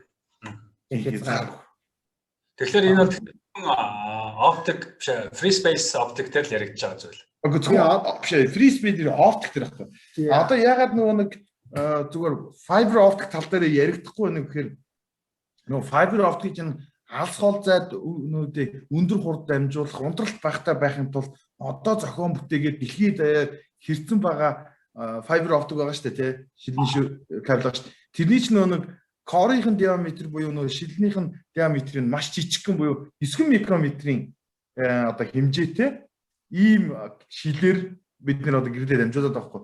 Тэгэнгүүт OEM-ийг яг энэ нэгэн амар хөрөнгөөр тавьсан одоо энэ шилэн кабелуудыг чинь нөгөө юу гэдэг нь тэр OEM-ийн мод багтахаар болгож өөрчлөн гэдэг нь болохоор бас асар их зардалтай болчингууд хамгийн нөгөө мөнх хоёр докторийн яриад байгаа хамгийн боломжит хувилбар гэж яриад байгаа нь энэ free space optic хэмжээнд хязгаарлагдахгүй. Энэ үеийнх нь нэг судлаачд бол ерөнхийдөө fiber optic дээр судалж байгаа. Гэхдээ нөө free space дээр арай илүү free space ямар нэг юм medium нөөрэ агаар учраас боломжтой болж байгаа. Оптик дээр утсан оптик дээр болохоор medium аль хэдийн цариг нөөр юм байна шүү дээ. Цариг жижиг. Дамжин болохоор юу гэдэг 9 микрометр тий. Тэгээ ерөнхийдөө зүгээр энгийн ухаанаар бол яг тэгээ ойлгосод юм гэдэг болно гэсэн үг байхгүй одоо. Багтахгүй байна л гэсэн нэг санаа. Тэгэхээр одоо тэр нэгэд тавигдсан байгаа тэр одоо хичнээн ч одоо биллион тэрбум долларын хүртэл тавигдсан юм чинь солино гэдэг ч юм баг боломжгүй юм. Тийм маш үүд одоо ирээдүйд маш багаар ч юм уу тий. Тийм одоо ингээл яг бол тэгэл маш хэмжээний технологи юу гэдэг утсан холбоонд нэвтрүүл тий. Дамжуулж ажил хөрөнгө оруулалт хийж солигдох зүйл юм байна. За баярлалаа. Айгуу сайхан ярианыхаа судалгааныхаа ажлууд маш сайхан тайлбарлаж өгсөнд баярлалаа. Миний хувьд бол хэдийгээр бас нөгөө холбооны сургуулийг төгссөн би ч бас холбооны инженер хүн шүү дээ. Тэгэхээр ерөнхийд нь ойлгож байгаа бол мэдээж ойлгож байна. Гэхдээ бүр нарийн ингээд судлаад орё гэхлээр бас жоохон юу санагдаж байна. Одоо мэдээж илүү дахиж нэг юмаа сэргээмээр санагдаж байна. Тийм. Тэгээд одоо манай энгийн одоо бусад энгийн гэхээс илүү бусад одоо чиглэлийн академик одоо академикаар ажиллаж сурч байгаа хүмүүст бас арай илүү ойлгомжтой байхаар ярихыг бид гурав бас хичээлээ тийм ээ. Тийм ойлгомжтой болгох гээд бүр ойлгомжгүй болгоцсон бол бас уучлаарай тийм. Тэгээд одоо манай хоёр докторийн чиглэлээр сурах одоо судалгаа хийж байгаа. Эсвэл одоо яванда ирээдүйд судалгаа хийх гэж байгаа. Тим залуучууд одоо судлаач нар байх юм бол манай хоёрт бол холбогдоорой. Бид бол одоо бас юуг нь одоо social хаягийг бас тавьчихна. Тэгээд одоо ингээ подкастын маань одоо судалгааны ярианы хэсэг бол ингээ өнгөрт одоо дуусж байна. Одоо хэдүүлээ дараагийн шат руугаа орцгоё. Тэгээд одоо энэ шатн дээр юу ярих вэ? Дараагийн хэсэг дээр юу ярих вэ гэхлээр ерөнхийдөө одоо академик амьдралаар амьдрахад ямар байдгийг, ямар асуудлууд үүсдгийг, гадаадд суурахад асуудлууд ямар байдгийг тийм ээ.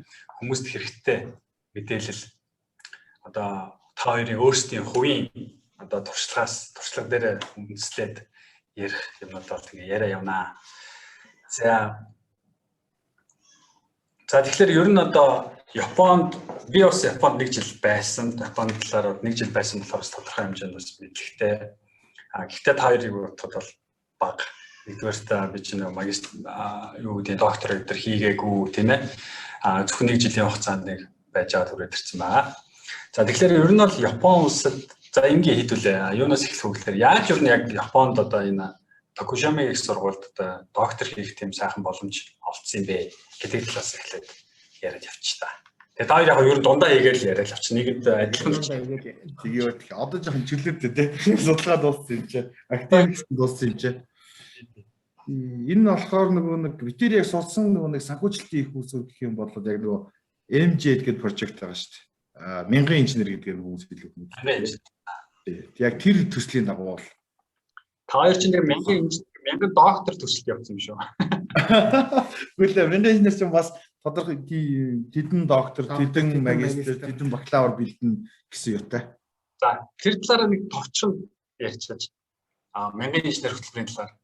Ерөнхийдөө мянган инженер хөтөлбөр маань болохоор ерөнхийдөө Япон Монголын засгийн газрын хоорондын хамтарсан юм төсөл байгаа тийм ээ. Тэнгүүд яасан бэхээр их дээд сургуулийн боловсон хүчнийг ерөнхийдөө сайжруулах ийм төсөл ер нь ийм зорилготой. Тэнгүүд энд болохоор Монгол улсаас болохоор Монгол Улсын их сургууль манай Шишний цэцлэгэн технологийн их сургуулийн ингээд хоёр сургууль дээр төвлөрөөд ингээд төслийн нэгж ингээд ажиллаж байгаа гэсэн үг тийм ээ.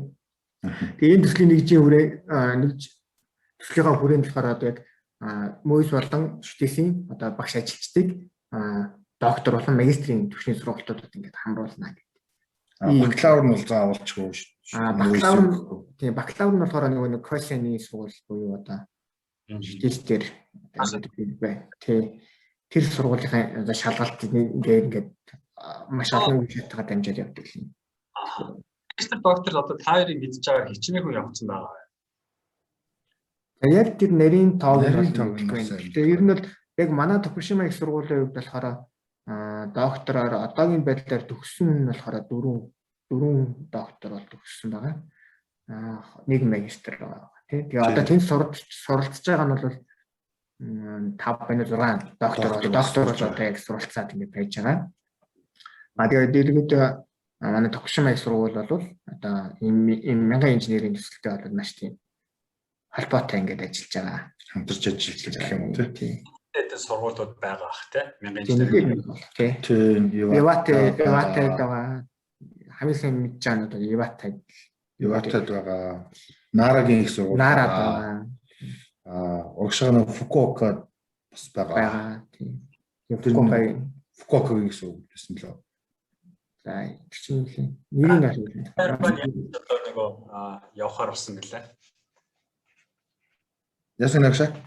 Хоёр маань одоо за мянган инженерийн хөтөлбөрт яаж орохоор болсон гэлээ. Тэр болохоор нэг маань нэг ийм боломж байна. Ингээ мянгаар явж болно гэд надад их яасан. Би нөгөө нэг жилийн өмнө төрүүлээд явсан те. Мөнх хоёр доктороос. Тэгээд тэгэнгүүт очаа за шалгуур малгуур нь юу юм гэсэн чинь нөгөө докторт явхууд юу гэхээр мөс юм уу шүтээсийн багш байх юм бол айгүй нөгөө давуу талтай байсан. Тэгээд дээрээс асуудал нь юу гэхээр TOEFL-ийн оноотой байх хэрэгтэй байсан. Тэгээд очиод профессор олоод нөгөө олцсон байх хэрэгтэй. Одоо сурч болно гэсэн зөвшөөрөл авсан байх хэрэгтэй байсан. Сургуулиасаа нөгөө зөвшөөрөл сургуулийнхаа одоо нөгөө нэг эсэлтийн шалгалтанд нь адмишн хийсэн байх хэрэгтэй гэсэн үг байна. Тэнцсэн байх хэрэгтэй тийм. Санхүү талаас бол 1000 хариуцсан. Тэгээд ер нь бол шийдэх нь хоёр байгаа юм л та тийм. MJ-тэй тэнцэх хэрэгтэй, бас сургуультай тэнцэх хэрэгтэй. Тэгээ хамгийн түрүүлж их асуудал бол нөгөө профессор олох шүү дээ тийм. Хаанчлт юм. Тэгэл ер нь бол Токушимаг ер нь дамаасаа мэддэг байсан. Тэгээд профессоруудын судалж байгаа одоо өөрийнхөө багш руу мэйл хийсэн чинь айгүй хурдан хариу ирээд тэгээ ингээ ирээд CV-гээ явуулаач гэдэг. Бидний CV-гээ явуулаад тэгээд мэйл бичлцээд байсан. Тэгж байгаа за таарыг сурахыг зөвшөөрч намайг бол сурахыг зөвшөөрж байна. Тэгээд ирж одоо заавалчгүй эсэлтийн шалгалтанд ор гэсэн. Тэгээд эсэлтийн шалгалтанд би чинь 15 оны өвөл яваад очоод эсэлтийн шалгалтанд орчоод тэгээд буцаад Японд босч ирэн байсан чинь тэнцлээ гэдэг мэдэрсэн. Токушимаг сургууль докторийн хөтөлбөрт хамрагдах боломжтой юм одоо тэг тэнцлээ сурна гэдэг. Тэгэнгүүт нь бүх материалаа бүрдүүлж нөгөө MJ дээр нөгөө тэтгэлгийнхаа материалыг бол бас юун руугаа сургууль руугаа адмишн хийхдээ давхар яваад байсан. Тэгээд яг хоёр талаасаа сургууленч болоод тэгээд юуч болоод 16 оны хавар 3 сарын сүүлээр Японд руу сурахаар явсан байдаг. За байж алаа. Нэг юм сайжлаа. Юу сая ингэ хэлсэн шүү дээ. Юуны хурж ирээ шалгалтаа өг гэдэг хэллээ. Тэгээд шалгалтчид буцаж ирчээд байжсэн чинь тэнцлээ гэсэн хариу ирсэн юм. Тий. Тэгэхээр тэр шалгалт нь юуны шалгалт гэнэ? Би тэр гэсэн сайн. Тэр нь болохоор нэг одоо эсэлтийн шалгалт гэдэг байна. Сургуулийн нь өөрийнх нь эсэлтийн. Сургуулийн өөрийн эсэлтийн шалгалт. Ямар сургуулийн өөрийнх нь эсэлтийн шалгалт. Тэгэхээр докторд орж байгаа хүмүүсээс эсэлтийн шалгалт авдаг гэсэн үг юм уу? Ярилцлага байх юм уу? Одоо презентацийн ерөнхийдөө нөгөө өмнө хийсэн судалгааны ажил тэгээд Токушимаг сургууль ерөнхийдөө ямар чиглэлээр яаж сургах юм бэ гэдэг юм. Ерөнхийдөө сургалтынхаа төлөвлөгөө юм аа тийм юм ингээд танилцуулдаг. Бөөслөө танилцуулдаг тийм. Зорилгоо танилцуулсан ийм ярилцлага байна. Манайд одоо энэ чинь бол жишээ нь ингэж явдаг. Ер нь гадаадд ихэнх л нөгөө нэг онлайнаар зүүмээр ч юм уу яриад нөгөө кандидаттайгаа ярилцаад за энэ боломж юм байна гэж ингэ шийдээ явуулдаг. Мэдээж нөгөө нэг face to face болохоор чинь нөгөө хүн чинь хурж ирж бөөн зардал мадал виз мэз гэлтэй. Тэр нөгөө нэг миний хувьд амар зардалтай болж исэн. Харин тийм шүү дээ айгүйх зардал гарсан. Амар зардалтай болж исэн. Тэгээд тэр үед болохоор яасан бэ гэхээр одоо юу гэдэг энэ Skype ч юм уу, Zoom-ээс ч юм уу тийм боломж байхгүй одоо нэг эсэлтийн журамд тэрийг зөвшөөрдөг байсан. Токушима гэдэг сургуульч юм бол одоо гаднаас илүү олон орж ирэх магадaltaй оюутнууд ирэх оюутны тоон цөөрнөл гэсэн санаал би хэлэх гээд байна л да. Тэр болохоор 16 оны л юу шүү дээ. Асуудал шүү дээ. Ерөөсөө тийм байл. 18 оноос илүү 18 оноос гайг бол 18 оноос шууд онлайнаар шалгалт өгч болдог болсон байна. Яг намайг шалгалт өгж явахад онлайнаар болтгоо байсан. Тэгээ ер нь бол тэрэн дээр бас би бас ингээ бодоод тахад бидний бас яг нөгөө бас ойлголцлын зөрүү гарцсан байж магадгүй гэж би бас хараад байдаг л тийм тухай үед. Нөгөө одоо юу гэдэг бид нар профессор маань танаа ингээд хурж ирээд өгөх боломжтой юу гэж асуусан байх магадaltaй. Тэгээ тэрийг бид нар яг очиод өгсөн. Миний кейсээр бол яалт ч юу яг би болохоор миний хувьд болохоор ингэж хэлсэн. Надад болохоор докторийн орлоо шүү дээ. Андуураад яваад ирсэн гэдэг. Миний хувьд болохоор ингэж хэлсэн бохгүй юу. Би болохоор намайг бол яг онлайнаар өгч болно гэж хэлсэн. Онлайнаар өгч болно гэж хэлсэн. Тэгвэл манай гэр бүлийн хүн болохоор магистрийн төвчний сургалтанд явах гэдэг хөшөө магистр сургалт дээр. Тэгээ бид хоёр болохоор магистрийнх нь бол заавал ирж өгөө.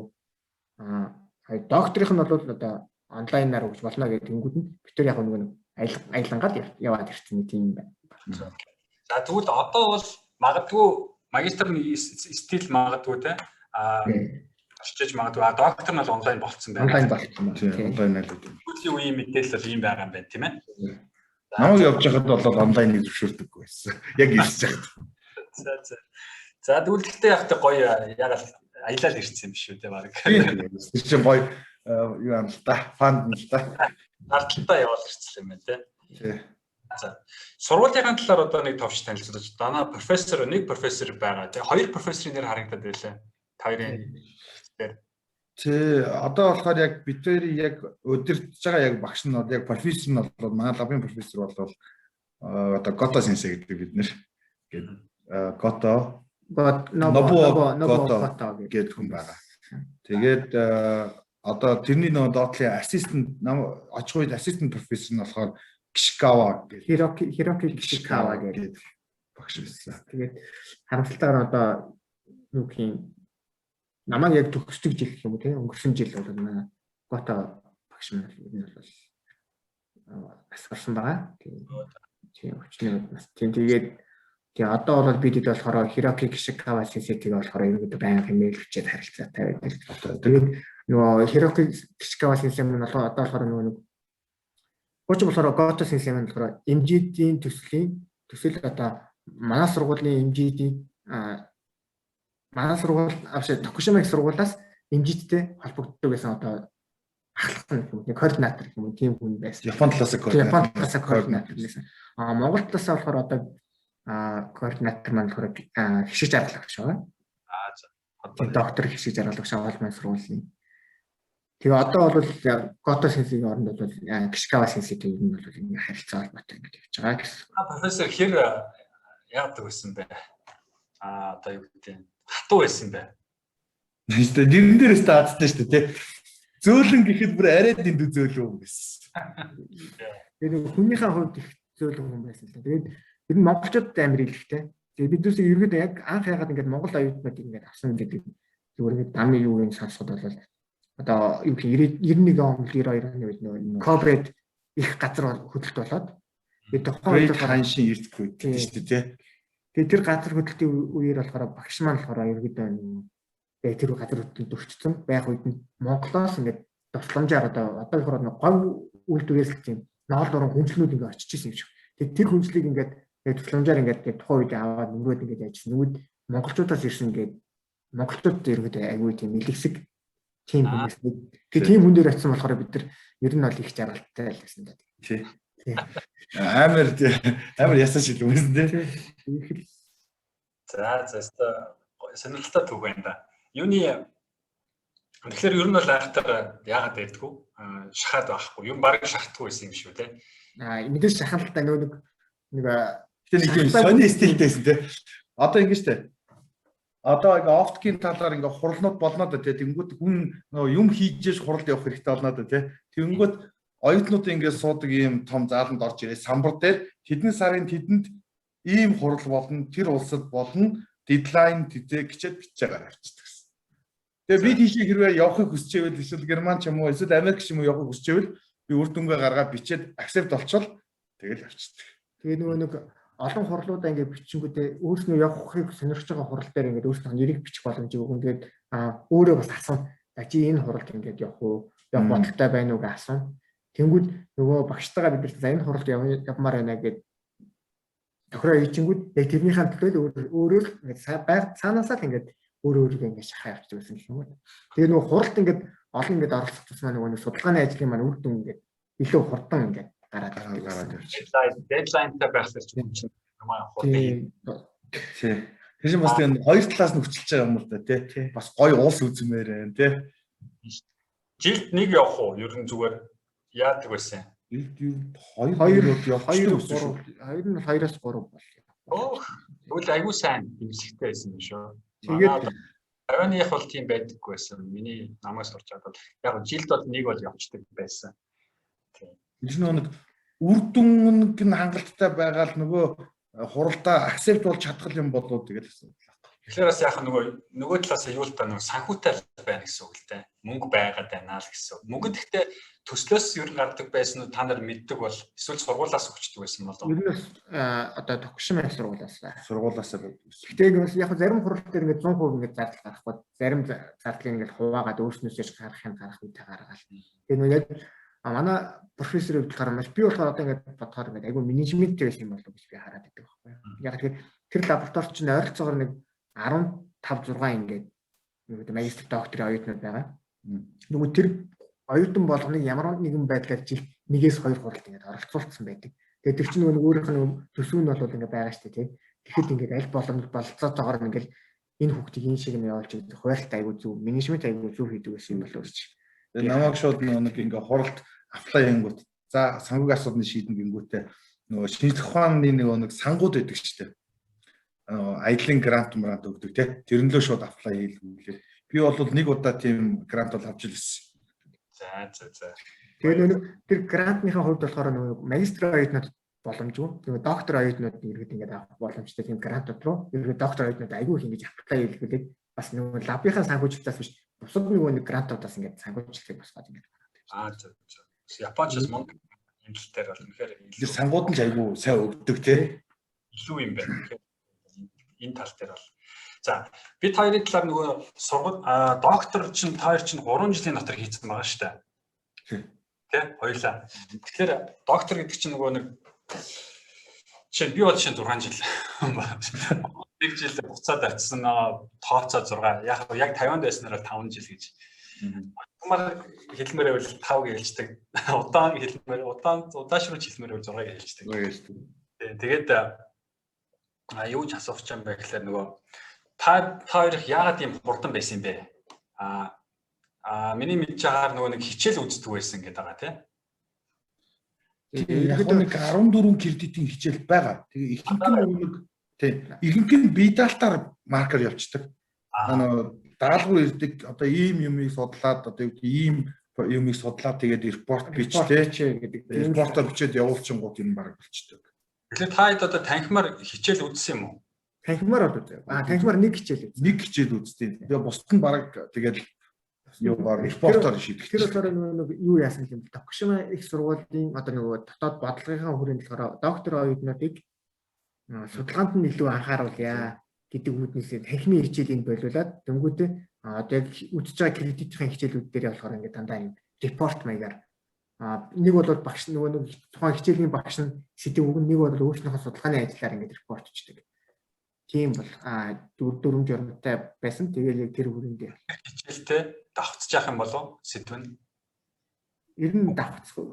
Ерөөсөө өөрийнхөө хамаагүй хийж байгаа судалгааны ажлаараа дүүцүүлж болдог байсан юм уу? Ер нь бол нөгөө профессорсаа болдог байсан. Нөгөө тухайн профессор ямар судалгаа нөө тэр сэдв өгөх юм бол тэр сэдвийн дагуу судлаад пепер уншаад тэгээд тэднийг бүгдийг бас мэдхгүй сэдв өгж байгаа шүү дээ. Тэрийг чинь бас нэлээд уншаад нэлийн юм ухсны дараагаар бичээд өгөө явуулчихдаг. Тэгэхээр дүнгийн тааруулаад авчдаг юм тий. Ер нь бол яг доктор гэхэлэр хүмүүсийн нийтлэг ойлголтод 4 жил тэгээд 2 жилд нь эхний 2 жилд нь ер нь бол ингээд хичээлээ үзээ. Тэгээд нэг qualify exam гэдэг одоо шалгалт байдаг шүү дээ, том шалгалт. Тэр шалгалтаа давахгүй бол candidate PhD candidate болж чаддаггүй буюу төгсөхгүй угаасаа тэгээ сургуулиас ер нь бол хөөгдөж байгаа гэсэн үг тий. Тэгэхээр манай намайг сурж явах үед бол манай сургуульд бол хичээлүүдээ үзчихнэ. Тэгээд 3 ширхэг qualify exam байсан. Тэгээд дараа нь мэдээж судалгаа гэдэг 2 ширхэг SCI paper бичээд ингээд төгсөх хэрэг аваад ингээд төгсөж байсан. Та хоёрын хувьд яг энэ дээр ямар мэдээлэлтэй байгаа лээ? очингууд нэг тийм шалгалт малгалт байхгүй байсан тийм байхгүй. Тэгээд очиод яг яавар төлөх вэ? Миний критерий яаж хангах вэ гэхэд надад бол манай огшол тэгжсэн. За окей, ер нь бол баг Япон маань сургуульд бол төгсгүйг нь бол профессор нь л шийддэг тий. Тэгээд ямар шаардлага тавьсан? Надад бол ямар шаардлага тавьсан бэ гэхээр чи юу гэдэг ер нь бол 2 пейпер бичих хэрэгтэй. Одоо impact factor өндөртэй юмд. Тэгэнгүүтээ надад энэ GLT гэдэг энэ бол манай салбарын нэлийн толгой сэтгүүл тий. Тэр сэтгүүл чи хэрвээ хэвлүүлж чадах юм бол чи тэр хэвлүүлсэн нэг өгүүлэлээрээ төгсөөрэй гэсэн. Хэрэн чадахгүй бол 2-ыг бичээ төгсөөрэй гэсэн. За окей. Ерөнхийдөө болохоор нэг 2 paper 2 юу байхгүй юу? Журнал 2 журнал paper 2 конференц гэдэг ийм конференц paper-аас хангалттай өртөг тийм түнд ярьж байгаа. Конференц нь гайгүй. За тэгвэл баталгаагийн факторын хувьд бол нэг топ конференц өгөөд 2 юугаа хаацсан байж шүү дээ. Тийм ээ 2 одоо журнал гэдгээ хаачих. Тийм нэг топт нь ганцыг өгөөд 2-ыг хаачих байгаа байхгүй. Топ сэтгүүл хэлүүлээд тэнгүүдээ байсан юм чинь нэгээр хаацсан байна. Тэгэхээр qualify exam гэж бол байсангүй байгаагүй юм байна. Тэгээд хичээл нь бол ингээд танхимаар биш юугаар репорт бидаалтаар явуулдаг. Тэгэхээр энэ нь бол одоо танаас сургуулийн өөрийн дотоод зохион байгуулалт тийм ээ. Дотоод зохион байгуулалт. Доктор оюутнуудаараа ингээд танхимаар оруулж цаг завыг нүүлээд яах вэ? Тэгснээс ингээд судалгаа дээр нь тулгуурлаад ингээд явуулчаа. Гэхдээ 3 жил гэдэг байна тийм ээ. Тийм. Нөөний энэ 3 жилийн чинь юу болохоор нөгөө юунаас авч байгаа. Бид нар эмжидийн төслөөр явж байгаа учраас бидний санхүүч маань өөрөө 3 жил явцгаа тийм. Тэтгэлэг маань 3 жилийн хугацаанд одоо тухайн одоо сар болгон стипендтэй тийм. Тэрийг ингээд 3 жилийн хугацаанд. Тэр 3 жилээсээ хэтэрчих юм бол бүх зарлаа өөрөө гаргахаар. Ийм заалттай. Тэнгүүд бид эдгээр чинь болохоор 3 жилийн дотор төгсөе гэдэг нэг тийм юу гарч ирнэ гэсэн үг. Яасан ч багтаана гэж. Тэгээд агуу дедлайн гарч байгаа. Тийм. Яг 4 жил байж болно. Тэгэхээр 4 жил болж байгаа хүмүүс бас байгаа л да. Ер нь Японд таадын ерөнхийд нэг тийм юу хэлээч. Доктороо ер нь хэдэн жил дунджаар хамгаалтай. Миний ойлгоодоор ерөнхийдөө 4 жилд хамгаалаад байна гэж. 4 жил үлээ. 3.5 бас их олон жил болсон доктортой уулзч л байсан. Манай тэгээд Тайванд одоо 4 гэдэг бол багтаа ордог. 5 6 7 гэж явцдаг. Манай лабораторид бол нэг нөхөр бараг 10 жил болсон. Тэгээд ер нь удаж байгаа оюутнууд их байдаг. Тэгээ нэг за 10 ч биш юм да. За 9 жил болгонгууд билүүлээд бүр ингээд яадаг юм байл л та нөгөө сургуулиас хөөх маягтай боловлдог. Тэгээ бас нөгөө салбараасаас их хамаардаг тийм. Химийн салбарын одоо эсвэл тэр биологи, медицин тал руу бол бүр удаа авчдаг. 7 8 10 жил бол авчдаг. Тийм л байсан. Тэгэхээр Японд бол таадын чиглэлээр бол 4 жил гэж бол үзэх юм байна тийм ээ. Тэгээ манай нөгөө докторийн сургуульч бас ангаахын сургуультай. Тэгээд ангаахын болохоор яг докторийн сургуульд нь өөрөө 4 жилийн хөтөлбөртэй гэдэг юм л. Зөв. Тэгээд инженерийн сургууль нь болохоор ерөөдөө 3 жил яг үндсэн хөтөлбөр 3 жил гэж явдаг. Тэгээд тухайн одоо профессор болон оюутнаас л хамаарат хэдэн жил байхаа гэдгийг шийдэж байгаа гэсэн үг тийм. Яг хөтөлбөр нь бол 3 жил гэдэг. За тэгээ 3 жилийн хугацаанд ч одоо тэгээд янз янзын үйл явдлууд болно да тийм ээ. Тийм. Тэгээд одоо ингэ бодоход ер нь нэг том одоо алдаач гэдэг юм. Тим юм одоо хийхгүй ээжтэй ч гэдэг юм гэж санаа ингэж боддог юм байна. Одоо харамсдаг зүйл байна. Тэр нь тийм байгаа дөө. За харамсдаг юм юу ах вэ? Би нэр нэг юм харамсч ирсэн юм байна. За. Би ячаад. Гэтэ энэ нэг тийм одоо нэг хүмүүсний хэрэгтэй биш л ах л та. Яасгээр очингууд нэг зээлэр утас авч болдог одоо лизингээр тий. Тэгэнгүүт Ваастай шинэ iPhone тэгэхэд iPhone 6s гарч ирсэн байна. 16. Биш ээ 16 6s. Тэг 7 гараг байсан 6s. Би яг тэр хамгийн шинийг нь авч ирсэн байхгүй. Тэгээ сүүлд нь тэрийг нь бодоод үзсэн чинь тэр үед чинь тэр 6s нь яг үндсэн төлбөр нь Монгол мөнгөөр 2-3 сая маяг илүү яалтаа. Би бараг тэндий төлбөрт лизингээр өгсөн болохоор амар их мөнгө төлсөн байсан. Ягаад гэхээр тэр лизингээр авахаар план нь өндөр байдаг. Нөгөө ярианых нь план өндөр байдаг. Яг ингэсэн чи амар их мөнгө төлсөн. Тэгээд энэ нэр яагаад ингэж авсан болоо гэдэг. Хадсан сүлд нь жоох харамсангоо. Тэгвэл тухайд мдээгүй авсан юм шиг бараг. Сайн яагаад тослохгүй л байсан тий. Миний хувьд болохоор тэр тал дээр болох яг нөгөө биднээсээ очих үед нөгөө хямдхан операторууд одоо юу гэдэг Rakuten Mobile ч гэдэм үү, Y Mobile ч гэдэм юм хямдхан одоо өөрсдний дэд бүтцүүд төрөөсийн одоо виртуал оператор гэж ярьдаг шүү дээ. Эдгээр операторуудыг манай хотод шинээр орж ирж исэн болохоор тэр хямдхан юугаар нь аваад явчихсан л та. Намайг ч танд ийм багтайсан. Тэгээд яг нэг цаг хугацааны л нэг асуудал асуулаад нэг. Зүгээр одоо зүгээр харамстай юм гэх юм бол ийм л ингэж л санагдсан л да. Одоо бид нар чинь яг одоо байсан газрынхаа ойрхон байсан гой газрууд бас үзэг өмнө одоо үлдээсэн байгаад байгаа.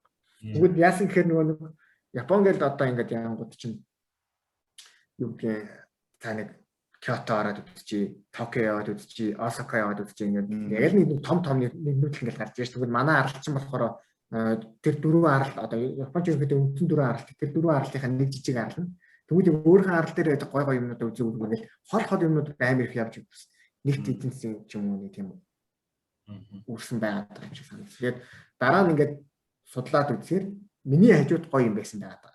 Тэрийг үзээгүй байгаад бид нэр харамсдаг байгаа. Японд ч байсгээл нөгөө нэг юм жижигхэн ингээд нөгөө мацури юу гэж баярын фестивалд болдог. Та тэгээд фестивалд ороод явдаг байсан уу? Тэгээ манай нэг Токушима ч болохоор нөгөө аваа одоор игээд одоо аваа гэдэг нь болохоор яг Токушимагийн үндэстэн бохгүй юу? Аваа үндэстэн гэж яддаг. Тэгвэл тэр үндэстнийхаа нэг тийм бүжиг байдаг. Тэгээ тэр бүжигээр 8 сарын 13-наас 15 12 13 14 15 4-5 өдрийн фестивал бол жил болгон болдог байна. Тэр фестивалыг бол тэгээд алгасаг шүү дээ. Тэр нь тэгээд эхлээл айгүй тийм сонин санагдал тийм үзэж байгаа хүмүүс эвгүй байсан тий. Тэгээд сүүлдээ бүр дуртай болоод тэгээд үжиглж үзлээ. Тэгээд яг ингээд нэг юуны Кобегаас урталд байгаа арал үзлээ тий. Тийм Кобегаас яг арал. Кобе Шикоку гэдэг манай арлыг болох одоо Хоншо Шикоку хоёр арлыг болсон том гүүр байгаа. Тэгээд тэр Кобегаас ингээд ордог. Тэгэхээр одоо сасмаа. Тийм хэдэн жилийн өмнө байсан тий. Тийм одоо нэг сураг дурханд хоёрт орж байгаа юм шиг. Тийм ба. Тэнд чинь нэг тийм нэг юм Whirlpool гэдэг нэг юу үсээд байдаг шүү дээ. Тийм Наруто үздэг тий. Наруто гэдэг. Тий. Тэр болохоор нэг номхон талаа Атлантын талаа хоёрыг нийлж байгаа заа гэж. Хоёр далай. Тэр юу? Биш Япон тэнгис биш. Одоо нэг номхон далаа байгаа шүү дээ тий. Номхон далаа тэгэнгүүтээ Шикоку арлага тэгэнгүүт Шикоку арлын цааталт Хоншуу байгаа шүү дээ тий. Тэр хоёрын голд нэг жижиг одоо тэнгис байгаа шүү дээ тий. Тэгэнгүүт нөө далайн төрлөг гэдэг татлаг гэдэг тий. Тэрнээс болоод нөгөө тэр зөрүүн дээрээс үүсээд яг тэр тийм гүүрний дор тийм эргүүлэг үүсдэг юм билээ. Наруто урт гэсэн. Өөр юм нэг юм шумбагчд хүмүүс сууж байгаад ингээ очиж үздэг юм билээ шүү дээ. Аялагч нар очиж. Тэрийг нь яг тэгж үздэг бай. Усан онгоцоор болоод яг ингээд хажуугаар нь болоод явж ирсэн. Дундуур нь усан онгоцтой явж ирсэн. Ийм шумбагчин дотор суугаад юм нөгөө ийм шилэн хоргон ийм шумбагч зориулттай. Тэгээ хүмүүс дотор суугаад очиж яа нөгөө нэг Whirlpool тэр нөгөө эргүүлэгнийх нь хажууд нь очиж яадаг юм бэ те. Та хэд бол одоо чинь тэрийг алдсан л байна. Тийм ээ. Танаас мэдчихсэн тий. За. Юуны Япон хоолнууд ер нь одоо Монгол хүмүүс таатай үед одоо ямар хоолн гоё гэдэг вэ ер нь? Тэгээ. Надад бол би бол уусаал рамен дуртай шүү дээ. Тонкацу рамен гэдэг шүү дээ. Айгуу гоё. Тонкацу гоё тэгээд нөгөө гиодон тэр гоё. Ер нь суши ч гэсэн гоё шүү дээ. Би нөгөө нэг сушид анх айгуу суши хийдэггүй. Тэгэл яг ер нь л анх очив нөгөө нэг яг өөрийнхөө түүхээс жоохон ярьчих гэж бодлоо сая. Нөгөө хүмүүс суши идэх гэж гоё гэж. Тэгэхээр би л ингээл ер нь л идэж үзээгүй байсан болохоор бас нэг яг дуртай дургу мэдэхгүй. Нэгдүгээр хоёрдугаар за би нэг дургу гэж яваал байсан. Нэг удаа орох гээд үзсэн чинь аяг үнэтэйсэн байхгүй. Тэгэхээр бүр дургу болоод тэгээд идэхгүй ингээ нилээ явсан гүрэж яваа. Сүүлдээ жоохон гайг болоод гэх юм уу. Сүүлдээ Тайван эдэрт ч суши ингээ идэг болоод их гоё санагдаад тэгээд одоо л аягүй дуртай болсон байдаг. Тэгээд санхүүгийн хувьд би одоо сая яг санхүүгийн юм гээд орж ирээд яачлаа та хоёрын хувьд санхүү ямар байсан бэ? Ямар асуудлууд ер нь санхүүгийн асуудлууд тэгэхээр байсан бэ? Яаж шийддэг байсан бэ? Ер нь эсвэл гайгүй байдаг байсан уу? Тэтгэлэг болоод жишээ нь би болоод бид хоёр хоёулаа гэр бүлээрээ байсан. За санхүүгийн хувьд бол бас гайгүй тэтгэлэг маань хангалттай хүрдэг байсан. Бас хажуугаар нас нэг баг зэргийн цагийн ажил хийчихдэг гэсэн. Ер нь гайгүй байсан. Санхүүгийн асуудыг ажгүй байсан шүү. Тэгээ нөгөө тэтгэлэг маань ерөөдөө би ойлгохдоо бол нэг Японы одоо яг амжиргааны одоо ингээд байх хэрэгтэй нэг доод төвшмөөс нэг энэ хэмжээнд амжиргаа ингээд тэтгэлэг ер нь бол Япончуудын судалгаанд суурилж нэг ямар нэг юм яаж ч тийм дээр өгж байгаа тэтгэлгийн хэмжээ бол ямарс нэг энгийн нэг 3 4 гэр үнэтэй гэр бүл ингээд амьдрах боломжтой юм цаасаа тооцоолоод өгсөн байдаг бол би бас бодоод байдсан шүү дээ. Тийм яг таардаг тийм. Яг л таардаг. Ерөнхийдөө бол гэхдээ яг ийм юм шүү байна. Манай хотын хувьд болохоор жижиг хот учраас байрны төрөөс их багтай. Тэгэхээр гайгүй болоод идэв гэсэн гэж боддог. Тэгвэл Токио Мокиро ороод ирэнгүүт чинь одоо талынхаа тал нь нэг байранд яваад өгч шүү дээ. Токиоч. Тийм. Тэгээд бидэд бол яг нэг жижигхэн газар байсан болохоор тэр нь биднэртээ иргэгээр давуу тал болоод байсан юм болов уу гэж байна. Яг нэг Японд ингэж байж байгаад бас нэг зүгээр сонирхуулаад ч юм ингээл нэг жоохон харамсдаг ч юм бас нэг юм байдаг нөхөр. Харамсах жоох өргөд баг зэрэг жоохон хатаах төрдөг юм. Японд ингэж очингууд байдаг л одоо ингэж жуулчд очих боломжтой бүхэл газруудаа ингэж нөгөө дэлхийн өвд ингэж бүртгүүлсэн байдаг.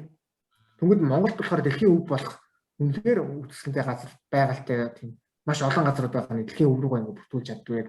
Тэрэн дээр ингэж жоох манай төрцөж жоох ингэ дутуу ажиллаад байдаг юм болов уу гэж боддог. Тэгвэл нэгэд Японч ингэж хааж очиод ингэ жуулчлал хийгээд явж байгаа энэ дэлхийн өв бүртгэсэн ингэ сертификатаа ингэ тавьсан. Тэнгүүл чинь би ямарч нэг дэлхийн өв үтчихэж байгаа юм байна гэдэг нэг тийм жуулчин үнийхээ хувьд аваад үзэх юм бол тийм сэтгэл ханамж болоо явчихж байгаа. Энэ Монгол жоохон тэр тал дээр жоохон анхаарал гоё юм байнгаатай ачингууд сертификат гэх тийм. Тэгээд нэг тэр жоохон аялал жуулчлалын тал руугаа ер нь бол хөгжүүлмээр юм шиг санагдаад. Зөв. Тэгэл байх. За одоо нэг хитэн цөөхөн хитэн асуулт асуугаад тэгээд хэдүүлээ подкаста дуусгая. Яг л подкастын цаг маань явчлаа. За анх доктор дөнгөж эхлээд тийм ээ байх үеийнхаа өөр дээрээ очиод нэг зүйлс сануул гэвэл юу гэж хэлэх байсан бэ? Тэр үе дээр очих юм бол одоо тэгэл цаг хугацаа маш богинохон шиг л гэж хэлнэ тий. Тэгэхээр 3 жил богинохон шиг гэж хэлэх хэрэгсэн нэр гэх юм. Үнээр л богинохоос 3 жил чинь нэг дөрмийн зурал нэг мэтгэл төгсөх болоод тэгээд төгссөн байсан. Тэгээд би бас нэмж хэлвэл өөрөөдөө очиад пепер чи буруу ойлгоод байна гэж бас хэлбэр санагдчихсэн. Эхлээд баахан ирэмээрээ болгоод ингээд уншаад байгаа шүү дээ. Ирэмээрээ болгоод тэмдэглээд бичээлсэн. Тэгэл биш нэг ойлголт авчирсан. Тэгэл тэр ойлгочлоо гэж үзээд дараагийн шатны пеперлөө ингээд шилжээд явж байгаа ш. Эхлээд очиод уншилт үргэлжлэн шүү дээ тэр чинь. Дор хаяц 6 сар үргэлжлэн. Тэгээд яхад тэр ихний пепер чинь худлаа болоод байгаа шүү гэж хэлмээр санагдчихсэн. Тэгээ бас нэг яг сүүлд зүгээр ингээд нөгөө пепер ингээд бичих процесс дээр ингээд ойлгож авсныг одоо судлаач нар одоо судалгаа хийгээд явж байгаа доктор хэлсээ ч юм уу магистрийн сургалтанд хэлсээ явж байгаа хүмүүс зөвлөхөд тэр нь бол би өөрийнхөө ойлгосноос болоод эрэг пепер уншичаад пепер дээрээс одоо нэг ишлэл авч байгаа бол тэрийг ингээд ямар нэгэн байдлаар тэмдэгтэр дээрээ бичээд яг энэ пепер дээрээс ийм асуу шиг гэдэг ингээд бичээд авахгүй бол дараа нь нөгөө үзэн пеперийг бичсэн чинь уул нь анги олон пепер уншсан байгаад байдаг. Яг нөгөө хэрэгтэй юмудаа бас ингээд нэг юу яаж тэмдэглэж аваагүй байд юм байна уу да гэж хэрэгтэй тийм ээ. Тий, тэмдэглээ маш сайн хөдлөх хэрэгтэй. Богинохон 2-3 өгүүлбэр тэмдэглээд тэмдэглээд аваад явах хэрэгтэй. Тэгвэл дараа нь яасан гэхээр нөгөө яг ихтэй бол ингээд судалгаагаа уншаад нөгөө пепер уншаад судалгаагаа хийгээд нөгөө симуляц болгоцоор яг нөгөө пеперийн процесс руу ингээд орж байгаа шүү дээ. Тэгвэл тэр үе дээр драфтыг тий. Уцаагаад нөгөө нэг уншсан пеперүүдээ дахиад ихнээс уншилттай болсон. Яг хаанаас ямар юу болж байгаа гэдэг хоёр ажил хийжсэн. Тэгээд тэр бол миний хувьд бол маш том одоо сургамж болсон гэх юм уу. Зөв. Одоо ингээд өндөр импакт фактортай сэтгүүлд пепер хэвлүүлнэ гэдэг бол угаасаа одоо доктор хийж байгаа хүний хувьд бол одоо мөрөөдөл тийм ээ. Тэгээ анх удаа ингэж яаж туршлагагүй хүмүүсийн хувьд бол маш их алдаанууд гаргадаг. Одоо би бол яг өөрийнхөө бас хувийнхаа алдаануудыг зөндөө өмнөх бас нэг юм лайваар бас ярьсан байгаа. Та хоёрын зүгээс бас саяны мөн хоёр доктор хэлдэг шиг өшөө өөр дахиад нэг 2 3 шиг жишээ хэлээч. Жишээ нэг юу яадаг те. Хилэн дээр жоох асуудал гардаг те. Одоо чинь мажор ревю дуусаад гингууд уг нь бол тэр чинь баг болчих хэвээр шүү дээ те. Мажор дээр тэгэнгүүт одоо жишээ нь хилнээс ч юм уу эсвэл нөгөө нэг богино хугацаанд нөгөө нэг засах боломж олгосноосоо болоо шүү дээ юм уу. Би бүр дахиад нэмэлтээр бүр ямар шаардлагагүйгээр дахиад минор ревю авч ирсэн. Тэгээд нөгөө нэг үг үсгийн алдаа те нэг жижиг сажиг зургийн дугаар ч юм уу тийм зүйлүүдийг дэс болоод хэвлэгдэх пейпер чинь дахиад нэг 2 сараар ч юм уу хойшилдаг те. Тэр бол айгүй бас проблем шүү. Тэгээд ерөнхийдөө бол зүгээр бас нөгөө нэмж яхад бол нөгөө профессортойгоо ер нь маш тийм ихэнх далангуул ерөнхийдөө ярилцах хэрэгтэй юм болов гэж ойлгосон юм. Тэгээд бид чинь болохоор би болохоор ингээд профессортой ерөнхийдөө гайгүй яриад ойлгоцоод ингээд ер нь бүхэл юм ингээд ярьж байгаа амьдралаач ярина одоо судалгаагаач ярина. Тэгээ ингээд манай профессорын хувьд болохоор бас яг бидний хувьд маш хаттай болохоор бидний хизээч боломжтой үед хүлээж авдаг гэсэн. Өрөөндөө хүлээж авч ингээд ярилцдаг гэсэн. Тэгэхээр ингээд аль болох ингээд профессортойгоо ер нь илүү ярилцах хэрэгтэй юм болоо. Яг төлөвлөгөөгөө өөрчлөг ингээд детальны ингээд ярих хэрэгтэй юм болоо. Би багшаа бичнэ пейпер ингээд бичмээр байна. Ийм пейпер ингээд бичмээр байна. Эсвэл энэ пейперт бичшүүд өдөр миний яг хийж байгаа судалгааны ажил болох уу болохгүй юу гэдгээ баримжаагаа авахгүй бол өөрөө болохоор нэг юу ийм өндөр импакт фактортай одоо сэтгэлээр хэвлүүлнэ гэдэг өөрийнхөө судалгааныхаа бодит байдлыг мэдэхгүй. Тэр олон жилийн туршлагатай профессор гэж юм болохоор шал өөр байгаа. Тэгэхээр тэрийг ингээд нэгтгэсэг ингээд ярилцаад өөрийнхөө төвшнийг ингээд бас мэдрээд яваад байвал зүгээр юм болоо гэж бодчих. Тийм нэг профессор чинь та чинийх бол нэг ийм сэтгүүрд болоо болчих واخаа ч гэдэг юм уу. Тийм баримжаа байгаа шүү дээ тий. Тэр баримжааг нь авч явахгүй бол анх дөнгөж одоо пейпер бичиж байгаа улсууд бол хит өндөр импакт фактор өөртөө төсөөлчих юм бол тэр чинь бас бэлэгдчих гээд даалгавар болно шүү дээ тий. Хэдүүл их л юм хийж өндөр импакт фактортай сэтгүүл рүү явна шүү дээ.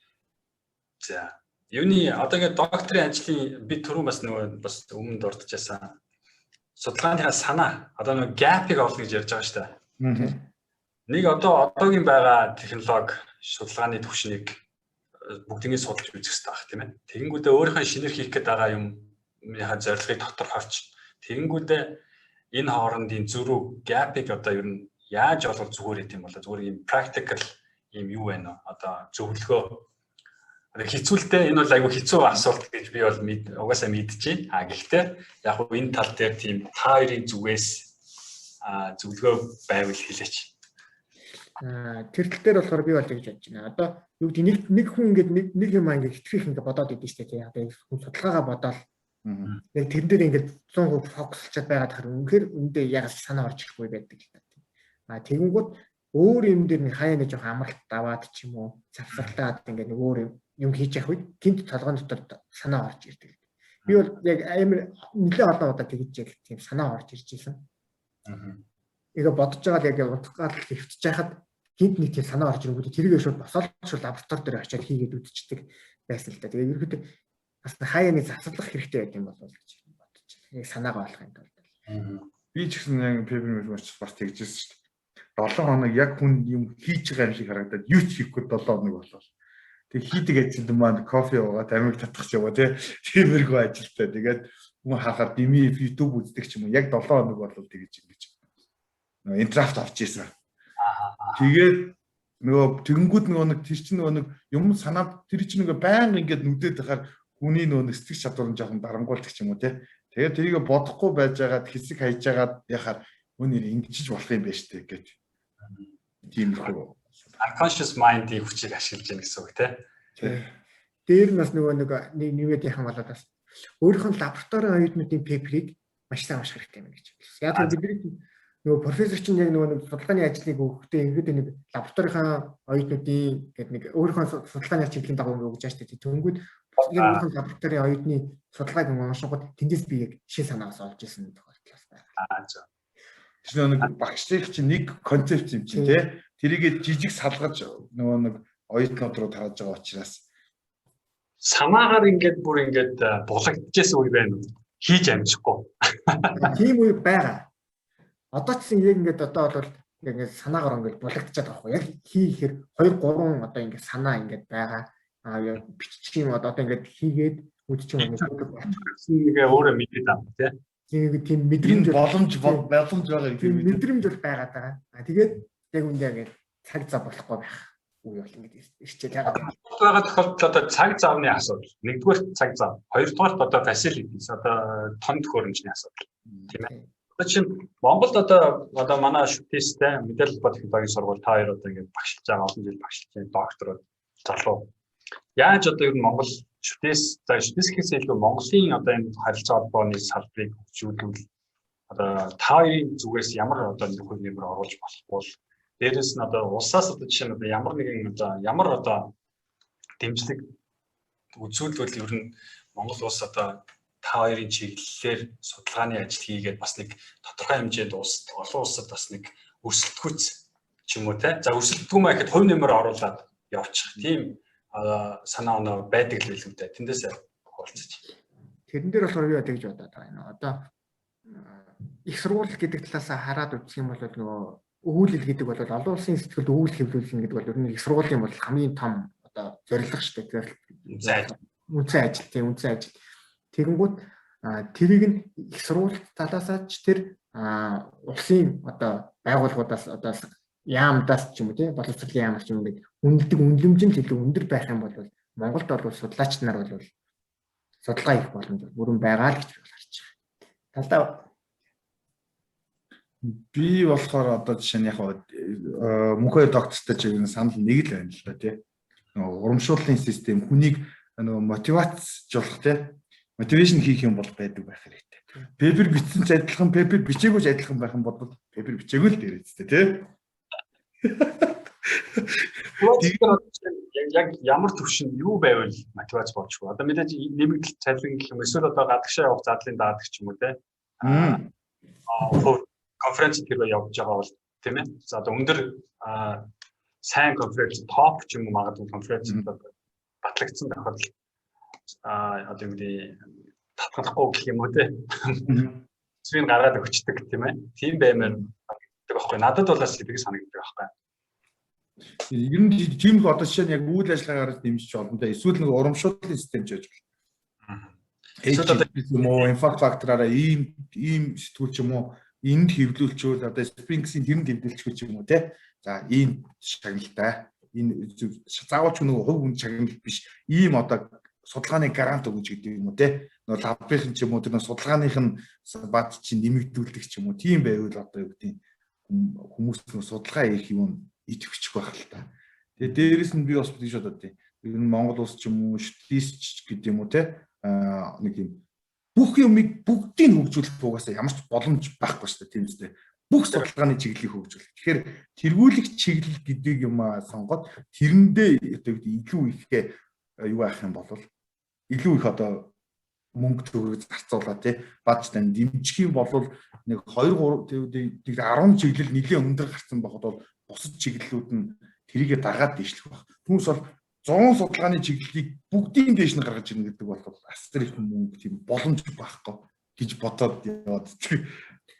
Тэргүүлэх судалгааны чиглэл Монгол улс яг юу гэдэг судалгааны чиглэл яг аль технологиг хөгжүүлэх юм уу те аль технологи төв нэмэр оруулмаар байгаа тэрийг тодорхой болгоод тэрэндээ бас мөнгөний өгөөд чадвартай хүмүүсээр хийлгүүлээ те. Хоёрын төрний сая ярьлаа шүү дээ. Free space optic communication тийм ээ. Мөнхөр далаагийн бас моделяц all optical моделяц хийж байгаа шүү дээ тийм ээ. Хоёр юуны моделяцын хооронд хувиргуур хийж байгаа. Жишээ нь энийг бол жишээ нь та хоёр бол одоо юу гэдэг симуляц дээр болохыг батлаад ингээд ажил чинь бол ингээд шинжлэх ухаанд бол хувь нэмээр өөрсдийн хувь нэмээр оруулаад ингээд явцсан. Тэрний хаж докторийн зэрэгээ авчихсан тийм ээ. Тэгээд нөгөө нэг бодтой ингээд прототип болгоё гэдэг юм нөгөө төхөөрөмж байхгүй. Манай та хоёр бол сургууль танай лабд бол байхгүй байна гэж би ойлгосон. Тэгэхээр тэр team лаборатори одоо тэр прототипыг хийх боломжтой лабораторийг ерөн зүгээр хийгээвэл хэрэг хөрөнгө мөнгө орох бол зүгээр ойролцоогоор тэрээс амар мөнгө орох. Тэр ер нь нэлээд их мөнгө орох. Магадгүй 3 сая доллар босголоо. 3 сая доллар. Босгох шиг гайгүй болчих. Босчих байхаа. 3 сая доллартай болоод окей бид нэр ингээд Мөрөөдөл шүү дээ. 3 сая доллартай болцвол ветерийн одоо хийж байгаа юмыг ч юм уу одоо энийг цааш нь өргөжлүүлээд яг энэ холбооны одоо энэ интернетийн хурдыг одоо юу гэдэг нэмэгдүүлэхтэй энэ дамжуулах хурдыг нэмэгдүүлэх чиглэлд судалгаа хийдэг нэг лаборатори болвол бас байна. Одоо жишээ нь магадгүй технологи боловсруулаад Cisco ч юм уу те эсвэл юунд ч юм уу зардаг тийм лаборатори байж болно шүү дээ. Яг нэг израильчууд шиг тийм одоо экспортлдог тийм лаборатори байж болно шүү дээ. Тэний чиглэлээр ингээд технологи боловсруулаад зардаг яг тийм лаборатори эсвэл тийм лаб судалгааны лаб гэж ярьчих. Тийм яг одоо лаборатори байна уу та хоёрт? Одоо бид хоёр чинь тийм лаборатори байх гэдэг буруу ойлгож багшаа. Нөгөө яг одоо нөгөө прототип хийгээд ингээд детектор ингээд том одоо сүлжээний компани эсвэл одоо эсвэл одоо та хэдий одоо лаборатори саяны ярьдаг лаборатори онлайн лаборатори шүү дээ. Онлайн лаборатори тийм ээ. Онлайн лаборатори хийгээд судалгааны ажил хийгээд симуляц дээр үр дүн гаргаад тэгэнгүүтээ тэр үр дүнгээ бариад за энийг патентжуулаад ч юм уу те. Тэгээд цаашаа том одоо Cisco ч гэдэм үү юу гэдэг том сүлжээний төхөөрөмж үйлдвэрлэдэг том акулууд зарах тухай ярьж байна уу те. Тийм байж болох тухай ярьж байгаа. Одоо манай юуны off feature гэдэг Tor lab гэдэг байгаа шүү дээ. Бид нэр бол яг төхөөрөмжийн хувьд бол ерөөдөө бол нэлийн дээгүүрт орж байгаа. Өөр чинь ямар лаб. Одоо чинь нэг жоохон NTT гэдэг компанид үүтэй Японы одоо яг энэ харилцаа холбооны number 1 компани. Тэр бол одоо юу гэдэг дэлхийд дээр гарч байгаа. Тэгээд тэр компани одоо R&D центр нэ шүү дээ. Дэлхийд дээр гарч байгаа тэр хамгийн өндөр хурдтай тэр одоо дамжуулах системүүдийг бүтээж байгаа байхгүй. Тэгэхээр тэрээс одоо бусад одоо улсуудын компаниуд авч яана сервер дээр юу гэдэг. Тодорхой нэг модулын ч юм уу те тодорхой нэг эсвэл бүр final product ам ч юм уу ингээд худалдаж авч байгаа байхгүй. Тэр компани болвол технологи одоо боловсрол зарж байгаа компани. Яг манай одоо ветеринary яг судалгааны чиглэлийн талдаа бол NTT бол үнэхээр мундаг. За сүүлчийн асуулт. Сүүлчийн асуулт суугаад та хоёрт бас нэг өөрийн сүүлчийн одоо цаг өгөөд минут өгөөд тэгээд дуусгая. Далайгийн ихтер чинь мэрэгжлийн хүн билүү? Манай мэрэгжлийн хүн билүү? Тийм манай мэрэгжлийн. За тэгвэл энэ асуулт жоохон зохицохгүй байна. Яг асуулт юу байсан бэ гэхлээр танаа одоо нөхөр юм уу ихнэр тийм ээ таныг ер нь яг бусад хүмүүс юу хийдэг гэж хэлдэг вэ гэсэн асуулт байсан байхгүй. Тэгэхээр нэг яг санаанд бол нэг academic life, academic амьдралаар амьдардаг хүмүүс ер нь одоо гадна бусад хүмүүст одоо яг яаж ер нь ядчил ихнэр нь юу гэж боддtiin бэ гэсэн тийм асуулт байсан. За тэгэхээр асуултаа тэрэн дээр нь яг багш хариулт бас болно шүү дээ. Тэгэхээр ихнэр гэхгүй бол одоо хүүхд дээрээ л ер нь бүр. За тийм заавал ихнэр гэж юм тийм. Хүүхд дээрээ ярангууд манай хөтлөхөөр аав бол багш гэдэг юм дээ. Тэнгүүд одоо болохоор ингээд нэг би бол хүүхдийнхээ хувьд одоо нэг үлгэр дуурайл нэг шүү дээ. Тэнгүүд манай хүүхд чинь багш болж тоглодог байхгүй. Тэгээ яг онлайн хичээл үзэж явж байгаа. Сайн нэгдүгээр ангид орсон. Тэнгүүд онлайн хичээл үзэж байгаа улааш дээр үдэг тийм үү. Бүр ингээд яг онлайнаар хичээл зааж байгаа юм шиг болж байгаа. Өөр ингэж бүр PowerPoint дээр хичээлээ бэлдээд ингээд багш болж ингээд бүр ингээд ордог. Тэгээд тэгэхээр би бол хүүхдийн хувьд бол явсан багш гэдэг статустай байгаад байгаа гэдэгтэй байна. Би манай хүүхдүүд ч гэсэн гэдэг шүү дээ. Аав ээж байна шүү дээ. Заавал ихнэр гэдэг аах тий. Аав ээж дүүс. Яг нэг академик гэдгээр нь чинь ойлгох хүн баг гэр бүл дотор баг байхгүй хаа. Яг зүгээр юу гэхээр нэг их сургуулийн багш гэдэг л нэг юм байгаад байгаа шүү дээ.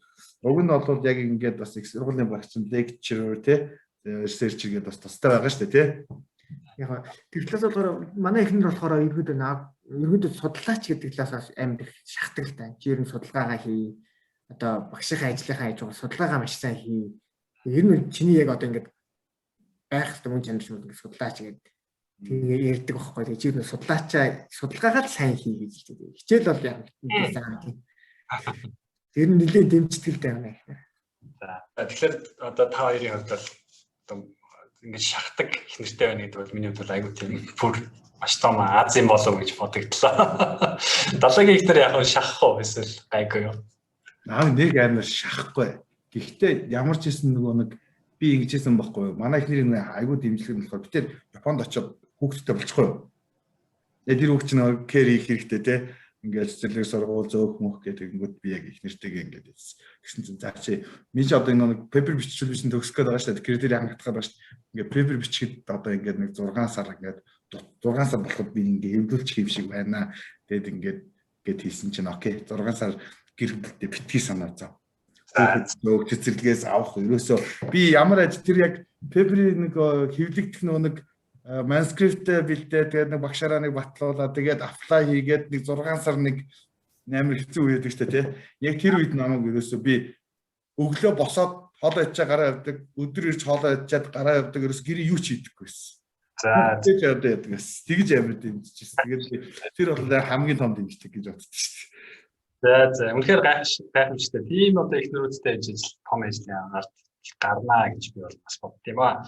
За ингээд эцсийнхаа сүүлийн минутыг та хоёрт өгье. Тэгээд ингээд өнөөдрийнхаа подкастыг дуусгая. Та хоёр дахиад одоо бидний одоо урилгыг хүлээн авч ингээд сайхан дулаан уур амьсгал үүсгээд ярьсанд баярлалаа.